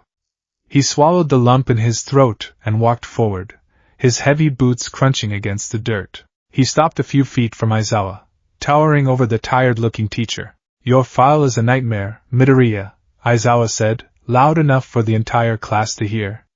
There was no coddling in his voice. No plus-ultra optimism. Just cold, hard facts. A spontaneous genetic recombination resulting in an area of effect lethal touch, combined with a prehistoric mutation that induces a volatile, predatory mindset. You are a walking weapon of mass destruction. Izuku stared at the dirt, his gloved fists clenching at his sides. He could feel the stares of his classmates burning into his back. The entrance exam board let you in because you saved a life, Aizawa continued, stepping closer to the massive teenager. But I am not the board. I am your teacher, and in my eyes, a hero who cannot control his own power is worse than a villain. A villain destroys on purpose. A hero who destroys by accident is just a tragedy waiting to happen. Aizawa poked Izuku hard in the center of his chest. Your quirk is meant to kill. To decay. To rip and tear. But this is a hero course. You are not allowed to be a monster here. Show me you can leash the beast. Show me extreme precision. Show me absolute control. If you lose your temper, if you accidentally decay the equipment, if you trigger a full-body transformation because you get stressed. Aizawa's eyes narrowed to venomous slits. I will not just expel you. I will personally see to it that your quirk is permanently legally suppressed. Do you understand me? It was the harshest, most terrifying ultimatum Izuku had ever received. Aizawa was threatening to take away everything, his dream, his future, his very freedom. But Izuku didn't shrink away. He didn't cry. He thought of the 10 years of agonizing training. The thousands of hours of meditation. The endless, solitary war he had fought inside his own mind to lock the predator away. Izuku lifted his head. His emerald eyes met Aizawa's dark, tired gaze, and they were entirely devoid of fear. They were hard, solid, and burning with a quiet, unbreakable resolve. I understand, Sensei, Izuku's voice rumbled, deep and unwavering. I will show you my leash. Aizawa stared at him for a long, silent moment, searching for any sign of hesitation. Finding none, the teacher stepped back. Good. Test 1. 50-meter dash. Line up. The 50-meter dash was set up on the track. Izuku found himself paired against Tenya Ida for the first heat. I am eager to see the extent of your physical capabilities, Midoriya-kun, Ida said, taking a rigid runner's stance, the exhaust pipes on his calves gleaming in the sun. Izuku nodded slowly. He stepped up to the starting line. I can't use decay, Izuku thought, his mind racing. If I use it on the ground to propel myself, I'll destroy the track, and Aizawa will expel me. I need speed, but I can't risk the claws. Legs are too risky. If my talons accidentally dig too deep, the entropic field might trigger passively from the stress. He needed a middle ground. A way to utilize his prehistoric physiology without risking his volatile touch. Target the lumbar spine. Isolate the mutation. Izuku closed his eyes and took a deep breath. Tyrant's manifestation, tail only. The class watched in stunned silence as Izuku's body underwent a localized, horrific biological shift.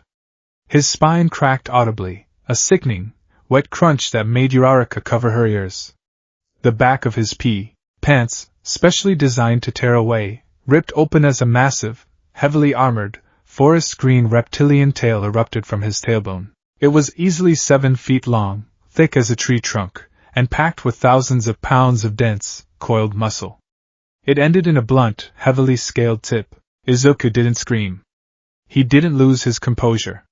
He merely exhaled heavily through his nose, his eyes remaining entirely human, lacking the feral yellow glow of his full transformation. He turned around, facing away from the finish line, dropping low to the ground and planting his gloved hands firmly on the dirt. What is he doing? Kirishima muttered from the sidelines. He's facing the wrong way. He coiled the massive tail underneath his body, pressing the flat, blunt side of the scales flush against the starting block. He wasn't going to run. He was going to launch. Aizawa held up the starting pistol. Bang!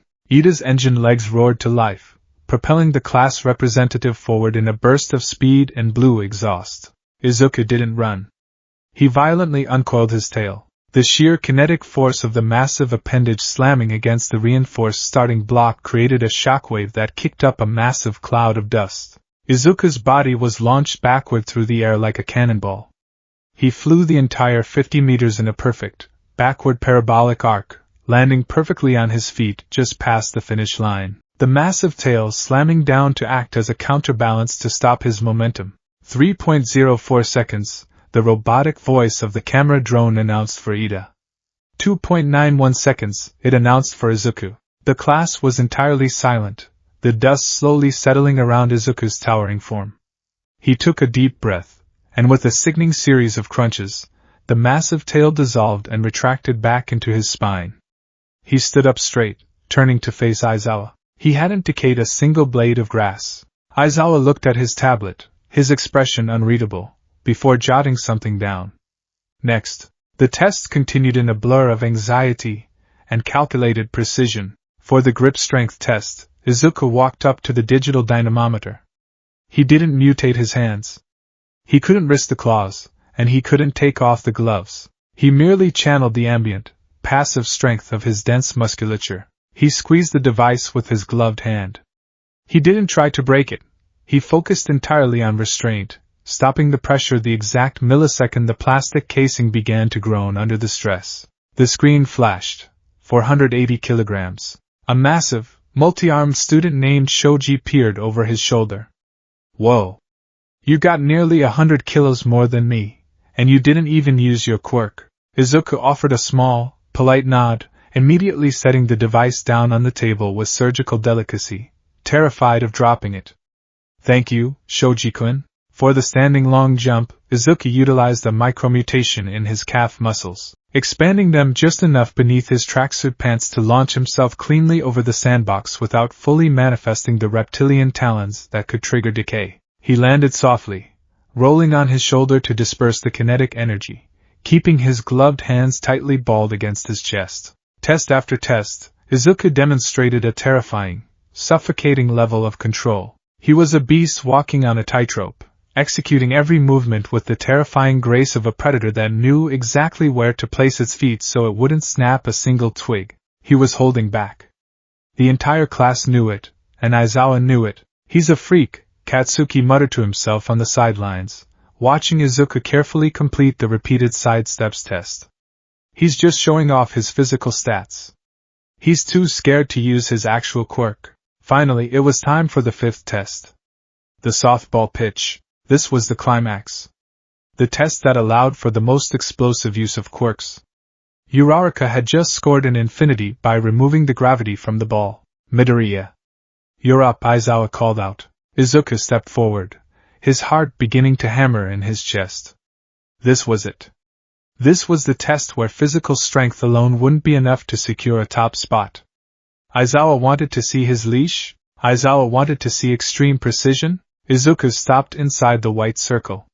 He looked at Aizawa. Sensei. Permission to remove my right glove. The class collectively gasped, taking a synchronized step backward. Aizawa's eyes narrowed. His hand hovered near his capture scarf. For what purpose? You told me to show you absolute control. Izuku's voice was remarkably steady, despite the fear swirling in his gut. Physical restraint isn't enough. I need to prove I can use my emitter trait, Tyrant's Decay, without causing a disaster. I can't do that with the glove on. Aizawa stared at him. The silence stretched, thick and suffocating. Aizawa was weighing the risk. If Izuku lost control, he could decay the ground, the air around him, or even a student if a shockwave carried the entropic energy outward. Do it, Aizawa finally commanded, his eyes beginning to glow a faint red beneath his hair. But know this, Midoriya. The millisecond I perceive a loss of control, I will erase your quirk and bind you. You won't get a second chance. Understood? Izuku reached to his right wrist. With a sharp clack, he disengaged the biometric lock. He slowly pulled the heavy, black polymer glove off his hand, letting it drop to the dirt with a heavy thud. He held up his bare right hand. He didn't look at the ball in his left hand. He closed his eyes. Focus. Do not let the beast out. Just the arm. Just the hand. Tyrant's manifestation, right arm. The transformation was agonizingly slow this time, deliberate and terrifyingly controlled. His bones elongated with loud, popping cracks. The skin of his right arm tore away to reveal the thick, armored green scales. His fingers merged and extended, ending in the massive, obsidian black scythes. His arm was now the size of a grown man's torso, a monstrous appendage completely out of place on a high school uniform. He opened his eyes. They remained human green. He had successfully isolated the mutation without triggering the predatory mindset. He picked up the baseball with his left hand and carefully transferred it to his massive, three-fingered reptilian claw. The baseball looked like a tiny, white marble resting against his obsidian talons. "What is he doing?" Kirishima whispered in awe. "If he squeezes, it'll turn to dust, right?" "He can't throw it," Katsuki sneered, though his eyes were wide. "His quirk destroys everything it touches. The second he applies force, the ball will turn to ash." Izuku tuned them out. He looked down at the baseball resting in his claw. He needed to throw it with the immense, prehistoric strength of the T-Rex arm. But Katsuki was right. If he just threw it, the friction and the pressure of his talons would instantly trigger the decay, and he'd just be throwing a handful of dust. But Izuku had spent 10 years studying his curse. He knew the mechanics of his own entropy. He knew it wasn't just an on-off switch. Target the surface layer. Micro-decay. Izuku concentrated intensely. A very faint, almost imperceptible gray aura flickered to life around his obsidian talons. He didn't unleash the apocalyptic wave of destruction he had used on the zero-pointer. He released a microscopic fraction of the entropic energy. The baseball hissed. The red stitching in the fuzzy, textured white leather of the baseball instantly turned to a fine gray ash, blowing away in a small puff of wind. Izuku immediately cut the power off. What remained in his claw was a perfectly smooth, perfectly spherical core of the baseball. He had stripped away the outer layer, removing all air resistance and friction. It was now an aerodynamically perfect projectile. Aizawa's eyes widened slightly in realization. He didn't just suppress the decay. He weaponized it for utility. He shaved off the friction. Izuku gripped the smooth core between the flat sides of his talons, avoiding the razor-sharp tips. He planted his massive, booted left foot, winding his monstrous right arm back. He didn't roar. He didn't let the beast take over.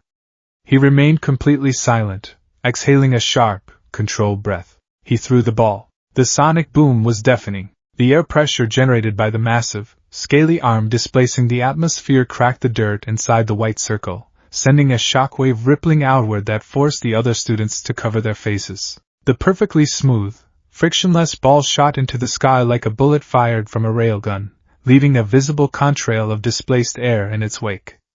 It vanished into the clouds in a fraction of a second. Izuku stood frozen in his follow-through, his massive arm outstretched. The gray dust of the baseball's outer layer dusted his scales. He immediately clamped down on the mutation. His bones ground together, the scales receding, the claws shrinking until his arm was human once more. He dropped to his knees, gasping for air, the intense focus having drained him more than any physical exertion. He scrambled to pick up his heavy suppression glove, shoving his trembling hand back into the polymer casing and sealing the lock. He looked up at Aizawa, his heart hammering against his ribs. Aizawa stood perfectly still, his eyes wide, staring at the screen of his digital tablet. The silence on the field was absolute. No one moved. No one spoke. Aizawa slowly turned the screen around for the class, and for Izuku to see. 1043.6 meters. Izuku let out a long, shaky breath, the tension leaving his massive frame in a single, exhausted wave. He had done it. He had proved he wasn't just a monster. Aizawa looked over the top of his tablet, locking eyes with the kneeling teenager. The cold, venomous hostility was gone from the teacher's gaze. It was replaced by a quiet, calculating respect. You mitigated the aerodynamic drag by selectively decaying the surface layer of the ball, utilizing the raw physical strength of the mutation to bypass your own destructive limitations, Aizawa said, his voice flat, but loud enough for everyone to hear. Izuku nodded slowly, pushing himself up to his feet. Yes, sensei. I can control it. Aizawa stared at him for another long moment, his eyes lingering on the heavy black gloves. It was a reckless, highly dangerous maneuver, Aizawa said coldly. If your focus had slipped by a millimeter, you would have destroyed the ball and failed the test. Aizawa turned his back, walking back toward the cluster of students. But you didn't slip, Aizawa threw over his shoulder. Your leash is strong, Midoriya. Now get back in line. We still have 3 more tests. Izuku stood there, the words washing over him. A small, exhausted smile tugged at the corner of his mouth. As he walked back to the group, the sea of students parted for him again. But this time, it wasn't entirely out of terror. Dude! Kirishima hissed, his eyes shining like stars. That was so manly. You basically turned the ball into a sniper bullet. Over a kilometer! Kaminari groaned, clutching his head. How are we supposed to compete with that? Even Uraraka was bouncing on her heels, giving him 2 enthusiastic thumbs up. Izuku took his place at the back of the group, his massive shoulders relaxing just a fraction of an inch. He wasn't naive. He knew they were still afraid of his quirk, but they were looking at him differently now. They were looking at him like a classmate who had just pulled off an incredible move, not a villain waiting to strike. He caught Katsuki's eye.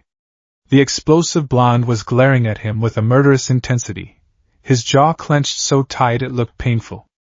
Katsuki had been dethroned. The freak had beaten his score. Izuku didn't look away. He held Katsuki's gaze, his emerald eyes steady and unyielding. I'm here, Kaken, Izuku thought. I'm not going anywhere. The final results of the quirk apprehension test were projected onto a holographic screen later that afternoon. Izuku scanned the list, his heart in his throat. 1. Momo Yaoyorozu. 2. Shoto Todoroki. 3. Katsuki Bikudo. 4.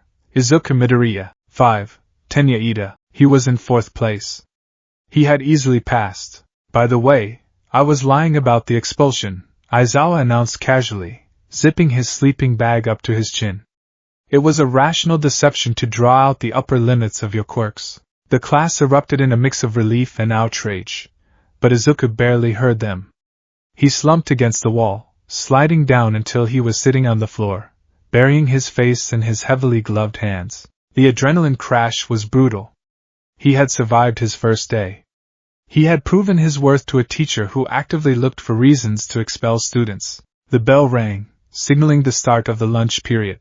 The massive Yui cafeteria, lunch rush, was a chaotic, sprawling mess of thousands of students from different courses and years. It was loud, bright, and incredibly intimidating. Izuku bought a simple bowl of katsudon. He walked the perimeter of the cafeteria, searching for an empty table. He found one in the far back corner, isolated near a large window overlooking the campus grounds. He sat down heavily, the metal chair groaning under his dense weight. He stared at his food. Now came the hardest part of the day. Eating. He couldn't take his gloves off here. There were too many people, too many unpredictable variables. A sudden loud noise could startle him, causing a micro-manifestation. He had to eat with the heavy, restrictive polymer gauntlets on. He carefully picked up his chopsticks. The thick gloves made it incredibly difficult to grip the slender wooden sticks. It felt like trying to perform surgery while wearing boxing gloves. He moved with agonizing slowness, hyper-aware of his own immense strength, terrified of snapping the chopsticks in half or crushing the ceramic bowl. He finally managed to pinch a piece of pork cutlet, bringing it to his mouth with absolute, trembling concentration. Is this seat taken? Izuku jumped, his hand jerking. The chopstick snapped perfectly in half with a loud crack, the piece of pork tumbling back into his bowl. He looked up, his heart rate spiking. Standing on the other side of the table, holding their lunch trays, were Uraraka and Ida. Oh no, I'm sorry! Uraraka gasped, looking at the broken chopsticks. I didn't mean to startle you. I can go get you another pair. And no, it's fine, Izuku stammered, his deep voice thick with embarrassment. He carefully set the broken pieces down on his tray, pulling a spare pair of heavy-duty, titanium training chopsticks from his pocket. I come prepared. It's an occupational hazard. Ida sat down rigidly across from Izuku, placing his tray perfectly parallel to the edge of the table.